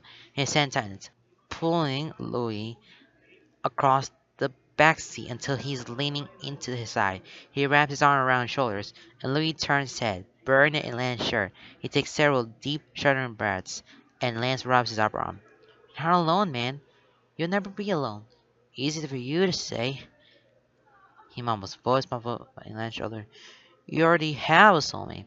And Lance has nothing to say to that. His immediate response is his usual one, a habitual back and forth they have for a couple of years now. At this point in their conversation, Lance would defend himself. He'd point out that, yeah, he's connected to his soulmate, but he's nothing like their parents or their siblings. His soulmate doesn't talk to him or have any interest in being a soulmate, and that's nearly as bad. But the words die before they reach his tongue, and he's so startled by the abrupt halt to their usual back and forth that he finds himself reeling, trying to pinpoint exactly what caused the death of his usual rebuttal. And the only answer he can come up with is Keith. Keith, with his perpetually scowling face that lights up like a 4th of July when Lance can manage to pry a smile from him. Keith, whose such can go from hesitant, shy, and gentle to firm, sure, and desperate. Keith, whose presence in his life inexplicably and undeniably just makes Lance feel better. makes him want to be better, makes him more comfortable in his own skin. You know your soulmate yet, Louis says, breaking through his thought, voice undefeated. But you have one. Yeah, but Lance licks his lips, heart pounding as the words were she says, I'm starting to think soulmates aren't all they're cracked up to be. The silence feels heavy. Still, frozen. Time ticking by at half speed. Slowly, Louis rises off his shoulder, turning to gaze up at him, lips alternating between pursed and gaping, eyes incredulous, brow furrowed. Lance can't help but laugh at the bubbles out of him. Slightly manic, slightly relieved that it's in the open. Oh my god, don't look at me like that, he says, putting a hand on his brother's face and pushing him away. I haven't gone crazy. I promise. Dude, Louis pushed his hand away, leaning back to look at face more fully. It's just, I've never heard you talk like that. What happened? Lance rolled his eyes, propping an elbow on the car door and leaning his cheek against Knuckles. Nothing happened. I realized a few things. He pauses, and it's only been Louis makes a prompting gesture as he continues. It's just, yeah, okay. I'm still crazy about my soulmate. That hasn't changed. And I'll still be thrilled if they start talking to me more and actually show interest in me. But we haven't quite gotten there yet, and I don't want to push them. And I realize I don't want to put my life on hold anymore. He takes a deep breath, trying to settle his thoughts. Strangely enough, they come easily. With all the chaos in his head and his heart lately, here and now, in this moment, everything settles. Everything is calm. The eye of a storm, eerily silent but crystal clear. I love them, and I'll meet them someday. But for right now, I'm going to live my life. And you should too. You can't wait for your connection and your soulmate. And dude, they're your soulmate. You'll come into each other's lives eventually, and you'll probably fall in love and be all mushy like everyone else. But for now, just do what you want. Do what feels right. Meet people. Do stuff. Enjoy life. You don't have to save all your firsts for someone you haven't met yet. It hurts to say it. It twists a part of him that's always been there. His core, structured and built on the beliefs he's grown up with. It crumbles the foundation and rattles him down to his bones. But it also feels like relief, like a breath of fresh air, the moment after a storm passes when the world reawakens. The crisp breeze at dawn as light and color bleed back into the world. His own foundation is crumbling, but he finds he no longer needs it. He still feels strong with the reinforcements built up around him. And he has Keith to thank, and Karen, and hell, all of his friends. He may not have a soulmate that's dying to meet him, but he has some damn good friends, a damn fine boy to kiss, and he's happy. Are you telling me to go get laid? There is a slight cold amusement in that voice. Lance's head whips around, eyes widening in mounting horror as his mouth drops open. Oh my god, no! Well, yes, kinda, but no. Dude, you're like 12. Shut the fuck up, Lance, he says, but he's laughing as he shoves Lance's shoulder. It's shaky and sounds a little more watery and thick, but he's laughing. And when he meets Lance's eyes, the shadows haunting him aren't so dark anymore. Thanks. A whisper in a lightning atmosphere. Really? It. Thanks. No problem, man. He looks up as he hears the familiar rumble of Keith's bike pull into the parking lot. A small smile curls his lips. Want to turn on Keith's bike? Louise grins, shadow lost in the brightness of his smile. Yes. Louis hasn't met any connection. He ain't got his own connection. He hasn't got his soulmate yet because he was jealous of Lance got his own soulmate, and Louis hasn't. And he's 17, and times had been changed for him. But Lance told him maybe one day, you'll meet somebody for, somebody and be your soulmate and talk to each other and you have your first connection coming through. I mean, it's a good idea. I love the way for the story, and I told this one everything about the soulmate. It could be right in front of you. It could be any. It could be anywhere. Your soulmate can be anywhere. Could be in a school, or could be around you, or otherwise, in Lance's case, he's right in front of you. Could be right in front of you. I would understand this one, and this it would be the same thing as to Louise at this. And then, yeah, now that the soulmate talk is out of the way, they're gonna enjoy and ride Keith's bike. That's really nice.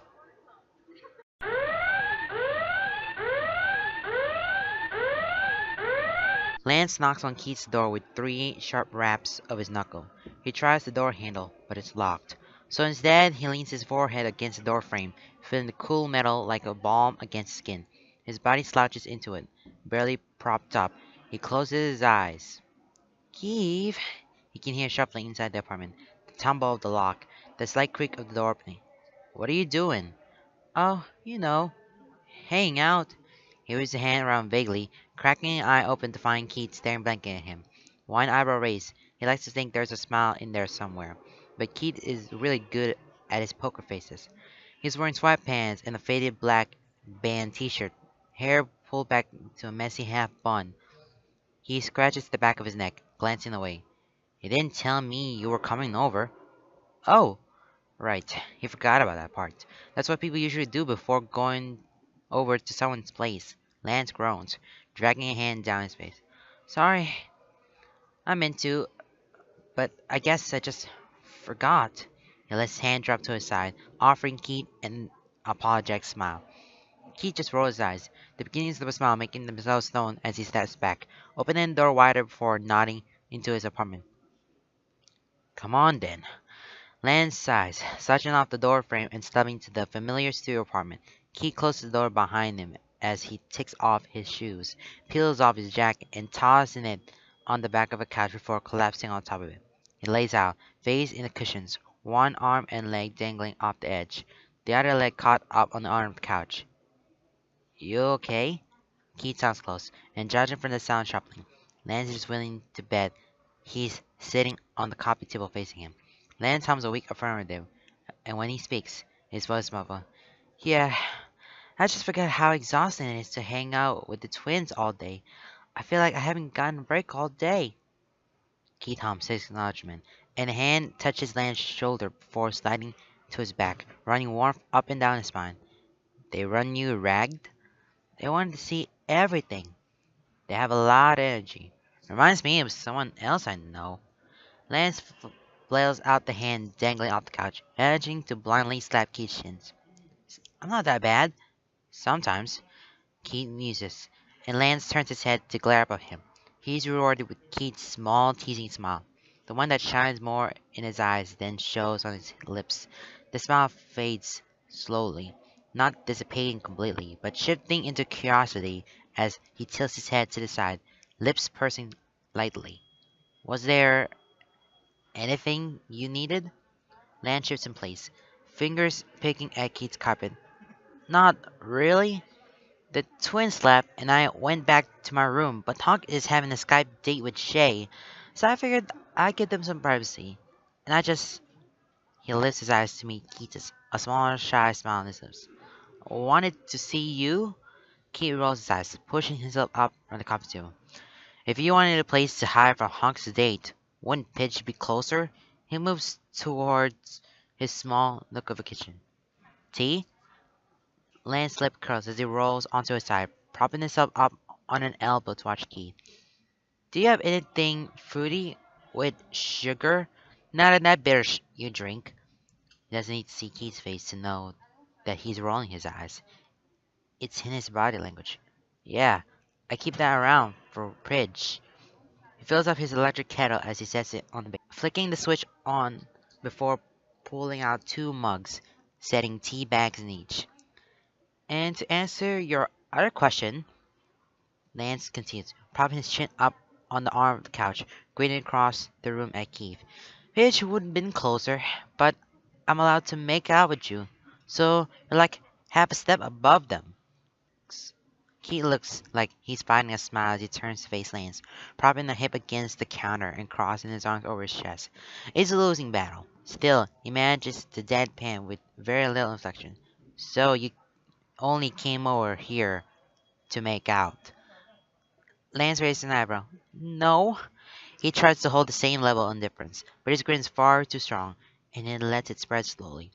Keith snorts, turning back to the tea as the kettle finishes boiling. He pours the water, fills Lance with the flatura sugar, and puts none in his own tea because he's a heathen who likes bitter things. So, how was your last class today? He asks as Keith makes his way over to the couch. He moves automatically, sitting up to make room for him. He sits back, half turned, with one knee pulled up onto the couch to face Keith, arm thrown over the back of it. Keith shrugs as he sits, setting both mugs on the coffee table. Fine. We finished our life drawings. Cool, cool. He tilts his head to the side, resting it on his arm. Did I interrupt anything? I really didn't mean to text you, but I forgot, Lance. It's fine. He leans back on the couch, shoulders brushing against Lance's arm. His hand lifts, half from habit and half from the inescapable urge. His fingers toyed with Keith's poor attempt at a bun. I was just doodling and watching videos. He gestures to the coffee table, and Lance glances down to the closed sketchbook resting on the keyboard of his open laptop. Screen already gone black from disuse. He hums, fingers diving deeper into Keith's hair to scratch blunt nails against his scalp. Keith sighs through his nose, body relaxing deeper into the couch as he leans into the touch, eyes closing. One of these days, I'm gonna have to braid your hair. He admires Keith's profile and the fall of his lashes against his cheekbones, the curve of his Cupid's bow, and the sharp line of his jaw. There's just a hint of stubble from the day, just enough that Lance knows his skin would be rough with it, but in a way that Lance doesn't necessarily dislike. Hey, Keith? It slips from his lips, unbending and sliding into the silence of the apartment. Hmm? He can feel the vibration of Keith's hum, low and rumbling. Lance knows what he wants to say, but isn't sure if he should. Isn't sure how to phrase it, but he barrels onward anyway. Thanks. Soft, genuine. A breath and a whisper. A sigh of relief and an admittance of something he's been keeping inside. Thrilling and terrifying. Keith's eyes open, blinking several times as his brows slowly furrow. Lance watches it happen, but as Keith turns his head, his gaze moves to where his fingers are buried in his hair. For what? Lance smiles small, a reflection of the relief left in the wake of the day. Louis and I had a talk today. It's a talk we'd had often, but this time, today was different. And today, I think I actually managed to help him. And I don't think I could have done that without you. I didn't do anything. You can see Keith's slight frown in his preparation. Unless you mean taking Maria on a ride. Lance chuckles, fingers pulling his fingers free from the depths of Keith's hair to tuck a few strands behind his hair. The smile fades from his lips, but his voice remains the same. You've done more than you realize, he sighs, letting his head drop to Keith's shoulder. His arm drops to the back of the couch, but his other hand creeps forward, fingers reaching and hesitant. Keith moves to meet him, offering his hand to Lance before he can fully take it. Their hands rest between them, and Lance keeps his eyes fixed on them, on the contrast of their skin, on the contrast of their finger shapes. Keith's hand lays on his back, and Lance's fingertips traces the curve of his curled fingers and the smooth, warm leather of his glove. As much as he teases Keith for it, they really do suit him. And the sight of them, the way they fit Keith's hands just right, the way he knows they feel against his body as Keith's hands sexually grab for him. Can't say that he minds Keith's obsession with his gloves. Keith's breath hitches as Lance's fingertips lightly caress the soft skin of his wrist, just below where the gloves end, and a shiver runs down his spine at the sound. Keith says nothing, waits for Lance to gather his thoughts, leaves the conversation open for Lance to continue if he wants, or to close it if he doesn't. He appreciates that about Keith, his patience and his silence when Lance finds himself struggling to put his thoughts to words. Louis hasn't had his first connection yet. feels Keith's light jerk, the stiffening of surprise, but doesn't lift his head. A small wry smile curves his lips. I know, it's surprising, but not uncommon. And there's nothing wrong with it. Exactly. Smile fades. It's just kind of hard to deal with in a family like mine. Keith's hand moves, fingers sliding between Lance's, slow and gentle. The easy push of a current, seeping into the space where his hand fits just right. Lance can feel Keith's eyes on him, but he stares at the pattern of their fingers. Tell me about them? It's not that interesting, he says, but a smile creeps into his voice. Lance, you love talking about soulmates, and you love your family. Tell me about them. Keith's hand squeezes his, thumb rubbing soothingly over his knuckles. Lance breathes in deep, eyes fluttering close as he lets it out, shuddering and shaking. Well, I already told you about my parents, right? There's a pause, and they can feel Keith shift. But whether it's a shake of his head or a nod, Lance doesn't know. It's soon followed by a sheepish, yeah. He feels the ghost of a smile, touches his lips, squeezing Keith's hand. He continues. Well, it's kind of a trend in our family to know our soulmates before we feel our first connections. My parents were childhood friends. My oldest brother's soulmate is this girl he knew in school that he used to pick on. The whole pull her pigtails kind of crushed denial. She gave as good as she got, though, and he never stood a chance. They spent years denying they were soulmates, and somehow the picking on each other thing changed into a real friendship, and the friendship grew. They were that couple that's basically dating before they actually officially get together. After they graduated high school, they decided to stop denying it. He opened his eyes, staring at the coffee table with a gentle smile on his lips. He knows it's loving and fond, but he also knows it doesn't reach his eyes. They're happily married now with two kids, who are the best kids ever. He sighs, head rolling backwards off Keith's shoulder and onto the back of the couch. He stares up at the ceiling, smile fading. My older sister's soulmate was her best friend. Well, still is, I guess. Their connection didn't happen until they were 15 or 16. I can't remember. And they were together when it happened. I don't know the details, but it was at a sleepover. Kinda hard to deny it when you feel it at the same time. And when you're right on yourself, you can't watch it appear on the other skin. Veronica didn't even realize she was into girls, but the whole soulmate thing was evidence enough. He holds up his hand, still locked with Keith's, and raises one finger at a time. High school sweethearts, married, happy, currently pregnant with her first child. He lets their hands drop with a long exhale. Maria's soulmate is this boy she met in Cuba, the summer before their connection happened. She was there visiting our grandparents, and he worked at a shop by the beach. They had a whole sweet summer romance, with the whole shy touches and hanging out and holding hands and kissing right before she leaves. Then, boom! Soulmates. What a romance! He resents how bitter he sounds, but the bitterness is laced with exhaustion and defeat. Then, there's me, and there's Louise. My grandparents have crazy romantic love stories. Hell, most of my aunts and uncles and cousins do too. I grew up seeing all of this, hearing all the stories, thinking, no, knowing, assuming that I get the story like that too. But he lifts a hand, resting behind Keith, bending his elbow so he can rub his eyes. They had that familiar phantom burn, and he really doesn't want to cry right now. Yeah, you know, as someone who doesn't want to know me right now. But that's fine. I'm fine, really. I can wait, and I will wait. But it's just hard when I'm surrounded by all of that. And I always thought it would be me too.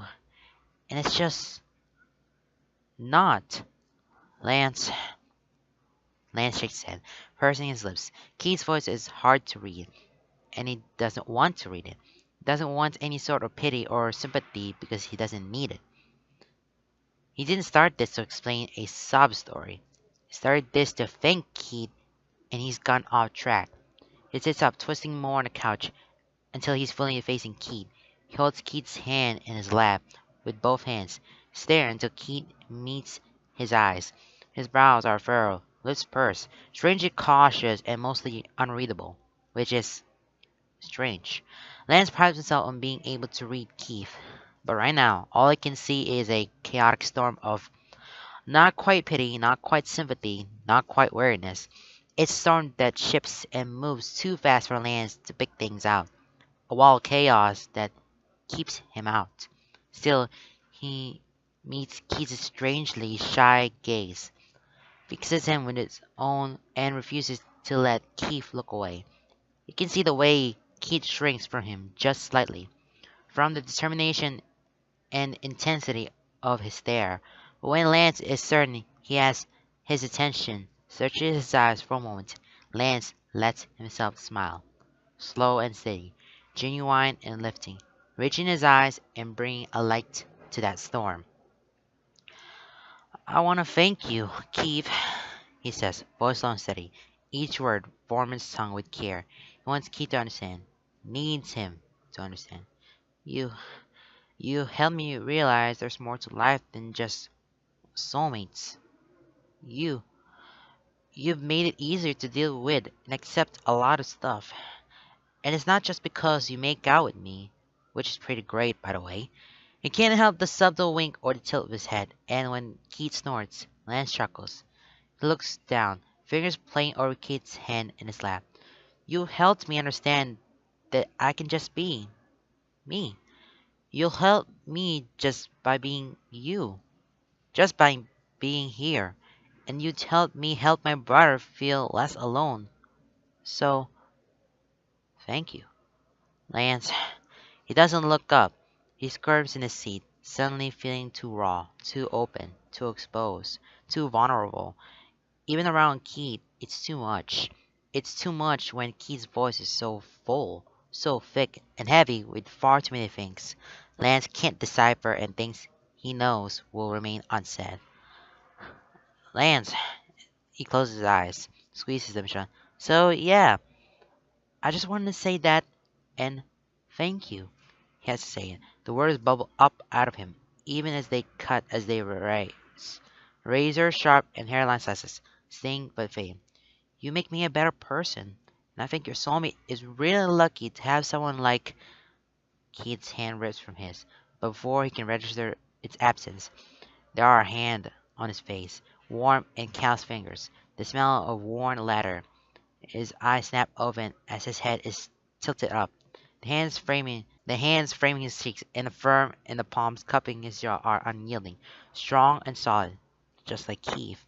His breath escapes as his lungs as he meets Keith's eyes, dark blue with flecks of gray and violet, sharp as a knife, hard as steel, blazing with a fire that's startling, catches him off guard. Spreading instantly, it ignites something inside his chest. His brows are furrowed, lips pursed into a scowl.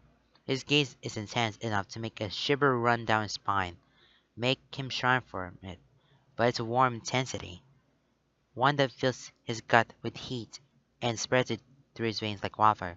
Keith's thumbs are impossibly gentle as they caress his cheeks.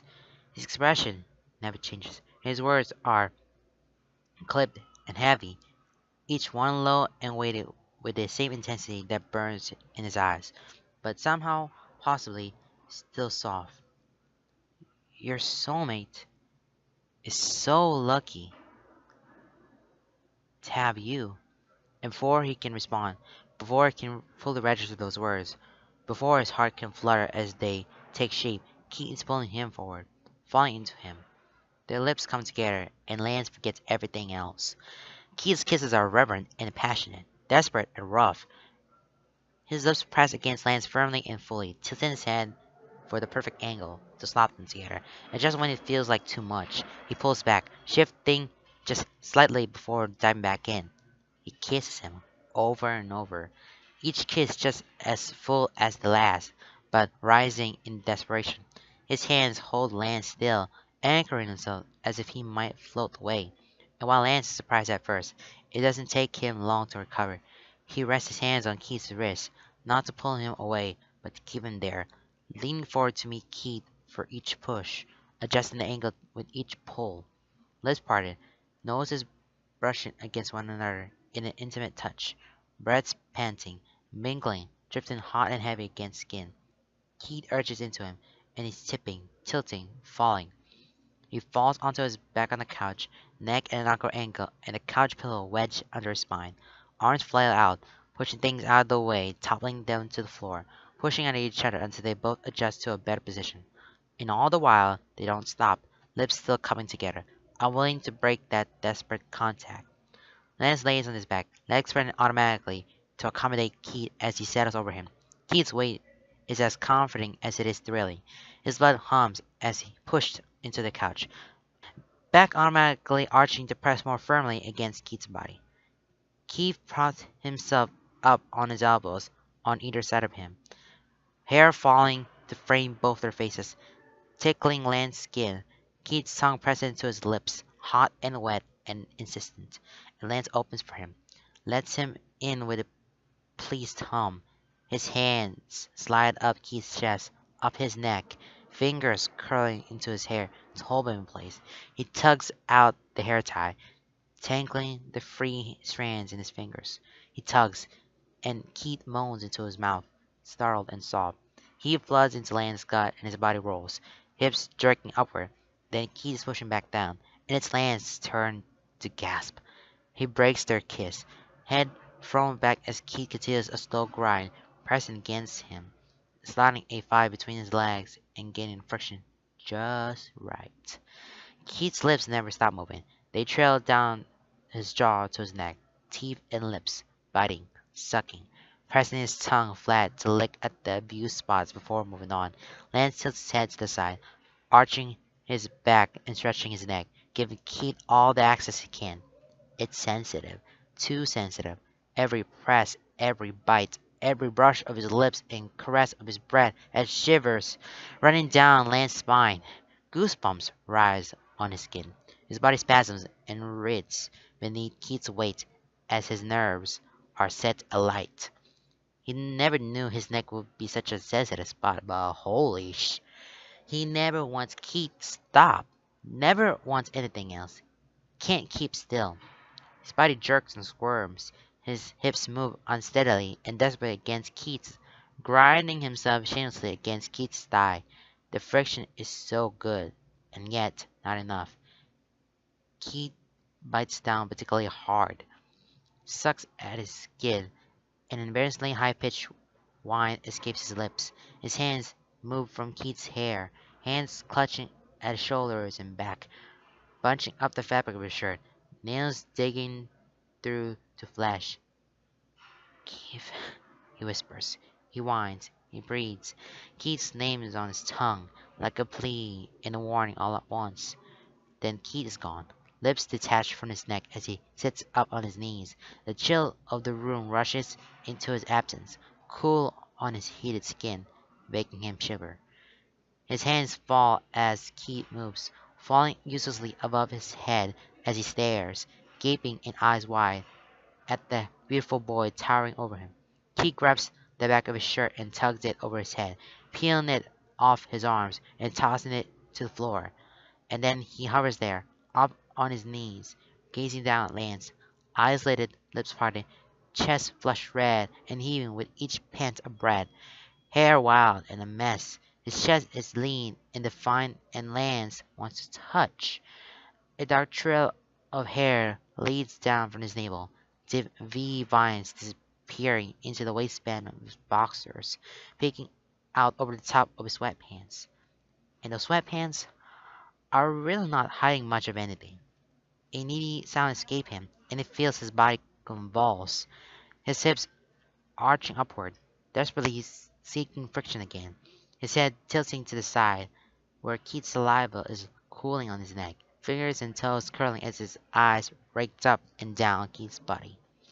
He has no reason to feel embarrassed, however, not when Keith's eyes drop to roam down his own body, not when his tongue peeks out to lick across reddened lips, not when he looks at Lance like that and demands in a low, gravely voice that has his breath catching in his throat.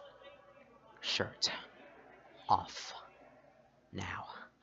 Lance scrambles to oblige, grabbing the hem of his shirt and struggling to sit up enough to pull it over his head. As soon as it's gone, Keith is touching him. It starts with the palm of his hip, sliding up to his waist, fingers playing across the lean definition that he has, knuckles smoothing across soft skin. He still has those stupid gloves on, but he really doesn't mind. There's just something about Keith shirtless with those stupid leather gloves on, calves fingers and smooth leather, running them over his body. Yeah, okay, he's a fan. He tilts his head and makes a sound. He doesn't even know what sound it is. Something needy, something desperate, something to catch Keith's attention and beg for him to kiss him. It works. Keith looks up at him, lips quirk into a small smirk that sparkles in his eyes as he chuckles. But then he's leaning forward, lazily licking into Lance's mouth, and Lance can't complain. He wraps his arms around a bare shoulder, dragging nails across naked flesh, hearing Keith's breath go rag as he does. Then Keith's lips leave his, shredding down his neck, and pausing only long enough to press a kiss to his collarbones before moving on. He shifts down the couch, body dragging against Lance as his lips trail down his chest, tongue flicking playfully at a nipple. Lance snorts and slaps lightly at his head. Keith's eyes find his, crinkle at the edges, before he moves on. Lance's breath hitches as he gets lower and lower and lower. Lips and teeth leaving bruises along his hip bones, talon trailing along the curve of them, dipping teasingly below his waistband. His breath catches, hips jerking, and Keith's hands are at his thighs, squeezing and holding them down. Lance watches through lidded eyes as Keith buttons his pants, slow and methodical, glancing up to lock his eyes with him, watching, looking for any sign that Lance may not want it. He gives none, just licks his lips and runs his fingers through Keith's hair, along his jaw, thumb pressing at his lip until Keith kisses the pad of it, licks it, sucks it into his mouth. Lance shudders as Keith pulls him out, as the cool air of the apartment hits flushed skin, as Keith's warm breath chases the chill away. Keith hovers low, one hand wrapped around him, and the other splayed out on his thigh. He meets Lance's gaze through lidded eyes, irises dark and lips shining, legs parted, red and plump. In that moment, suspended at the edge of a cliff, suspense and anticipation making his chest tight and his skin tingle. Lance swears he sees something flicker in Keith's eyes, something that shouldn't be there mixed with something he's both scared and thrilled to see. Guilt and affection, both of which swirl far too closely, far too deeply, shifting the lines of his face and altering his expression just slightly, just subtly, but enough that Lance can see the echo of just how deep they run. Guilt, affection, adoration, fear. And then Keith is moving, eyes closing as he swallows Lance down. His back arches, a guttural moan escaping his lips, fingers digging tight into Keith's hair until his own groan vibrates around him, hot and wet and tight. Lance spirals down, down, down, until he forgets the guilt, forgets the fear, feels only affection, adoration, a pulsing need, desire, desperation, want, want, want. Keith's name forms on his tongue, falls from his lips, and nothing has ever tasted so sweet. Well, guys, I just made it through this salute section here, but yeah, for everything that he shared off the stories and now getting now putting the situation where it belongs, and getting back to where, being thankful for what he had done and for the soulmates, and he thanked the kid, and as a reward, they're in for each other. And with all this fluid situation out of the way, they do care. Both of them cared about each other. So, what now?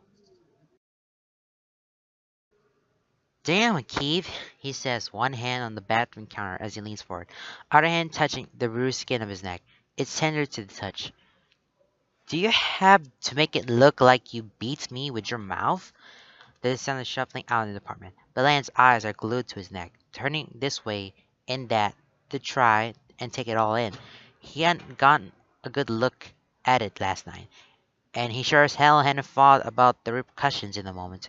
But here and now, in early hours of a new day, realization is dawning on him. He's going to have to figure out a way to hide this from his friends or admit to the whole thing he has going on with Keith. Or he could say it was a random hookup, but somehow he feels like that would be worse. He sees Keith appear in the mirror, leaning a shoulder against the door frame and crossing his arms over his chest. He's managed to get dressed, something Lance got distracted from doing when he went to pee because his neck looks like a war zone. Maybe people will think it's a soul mark. The tone of his voice lays at the edges with an amusement and a prideful satisfaction that he can't quite hide, suggests he doesn't actually believe it. There's no way these are ever going to look like anything besides hickeys. Holy dude. It's his head, stretching out his neck as his fingers run across the bruised skin. The spots are everywhere from his jaw to his collarbones, all different sizes and shapes, some with clear teeth marks, purple and red, and yeah, definitely hickeys. You'd mauled me like a wild animal, he chuckles.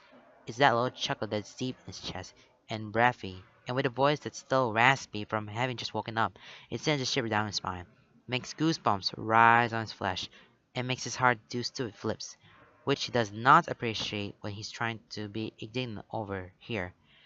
His eyes flick up to Keats as he pushes away from the door, moving into the small bathroom and slipping behind Lance. He stiffens as Keats' arms wrapped around his waist, but then he's relaxing back into his chest. His chin hooks over his shoulder on the side that's mostly unscathed. The smirk on his lips lifts his cheeks and makes his eyes sparkle, and looks far too smug and far too proud. It makes Lance want to punch him in his stupid pretty mouth. You weren't complaining last night. Lance snorts, rolling his eyes. Now I don't regret it, and I'd probably do it again. But damn, Keith, I don't have enough makeup or the skills to cover this. Keith chuckles again, and the pops of his breath makes goosebumps rise on Lance's bare skin. Keith tilts his head and presses a quick kiss to Lance's shoulder before he steps away and back out to his apartment. Wear a turtleneck. You'll be fine. Lance says, pouting at himself in the mirror. At least Hunk has glasses, and I can cover with your mutilation of my neck before he sees us. If you don't hurry up, you're going to miss class. I have plenty of. He glances down at his phone, resting on the bathroom counter. His eyes widen as the screen lights up. Grabbing it, he rushes out of the bedroom. I do not have plenty of time. Here's Keith's chuckle, but ignores it in favor of rushing around his apartment to find whatever his shirt and socks disappeared to last night. Once he's dressed, he passes his pockets, making sure he has everything, grabs his bag, turns. Keith is leaning hip against the counter of his tiny nook of a kitchen, smirking at him as the coffee machine rumbles in the background. What are you even doing awake right now? You don't have class for an hour and a half. He's already moved across the apartment. Unlike you, I actually like getting up early sometimes. He says, tilting his head as Lance steps into space, putting their bodies inches away, but not quite touching. I knew there had to be something wrong with you, he says, voice low. Keith just smiles, and Lance presses a quick kiss to his lips. Keith shoves him, and Lance playfully stumbles back. Just go before Paige catches you sneaking back into your dorm with hickeys. Oh, he breathes, turning on his heel and sprinting across the apartment. You can hear Keith's laugh following him out the door. His trek back to his dorm is a quick one. He doesn't run, but he keeps his pace quick and strides along. It's not that close to class time, but he still has to take a shower and get dressed and make himself feel human again. So, yeah, definitely a time crunch. Despite knowing that Hunk has a class, He still holds his breath as he opens his door, peeking cautiously into their dorm and eyeing Honk's bed suspiciously. No Honk. Thank God. He closes the door and locks it for good measure, flicking the lights on and tossing his bag aside. He peels off his jacket, drops his phone onto his desk, and turns to gather his things to shower. He stops, however, when he feels a familiar tingle across his skin, a phantom pressure of a pen, the whisk of emotions that aren't his drifting through his chest. Nervousness, determination, a strange light contentment. His eyes snap down to his arm as the words appear. Breath held idle as his lungs as he watches each line and every curve ink across the skin. Any requests? His brows furrow, and he reaches for a pen, knocking a few things off his desk in the process, but he refuses to look away from his arm, lest the marks disappear and this be a dream. He bites the cap off, quickly writing, "What do you mean?" Because it's vague enough to mean anything. He has a suspicion, an idea, but doesn't want to assume, especially when, if he's right, is kind of a huge deal. To him, anyway. The response is instant. For a painting. Any requests? He feels like the air is punched from his lungs, and for a moment before his heart starts hammering in his ears, leaping into his throat and makes that its new home. His his soul has never asked him that before. Never asked him what he wanted painted across his skin. There, holy crow! His mind feels distant, fractured and broken and scattered into the ether, dislodged from his body in the wake of the revelation for this moment. His soulmate is reaching out to him. His eyes drift around his room, and his gaze settles when he finds himself in the mirror hanging from the back of their dorm door. His gaze is drawn automatically to the marks on his neck, and stubbornly his mind snapping back into place with pinpoint focus. That's not a bad idea. Neck shoulder painting? The left side? Sure. For a moment, Lance waits, breath held, waiting for more, for the connection to open up again. Then his breath rushes out of his lungs. Right. It wouldn't be instant. They need to, gather their stuff and get ready, right? He doesn't know what he was expecting. He's still sure what he's expecting. This is also strange. He's not even sure it's real, despite the words on his arm. He moves toward the mirror, mission to shower temporarily derail in the wake of anticipation. His eyes settle back on the hickeys, and a hand grasps in front of his shirt, tugging it down a bit to get a better look. Damn. Just damn. Keith really did a number on him, but yeah. He can't get himself to actually regret it if he could go back in time. He wouldn't stop Keith. In the future, he probably won't stop him. Because he had felt good. Really good. Keith makes him feel good. Keith makes him feel a lot of things. Still, the hickeys are inconvenient, and they'll be there for days. They stretch far off his neck, so while a turned neck would help, it definitely wouldn't cover everything. If the summer painting doesn't cover it all, maybe he can use makeup on the rest, or dedicate himself to a scarf trend for a while. So the next time this happens, he may not stop Keith, but is definitely going to make a keep it below the turn neck line rule, because this is a little over the top. Their connection opens with the phantom strokes of paintbrush across his collarbone. It comes like a whisper of a breeze at night, rolling over the ocean, building into a wind that crashes into him, through him, driven across his skin and playing with his hair.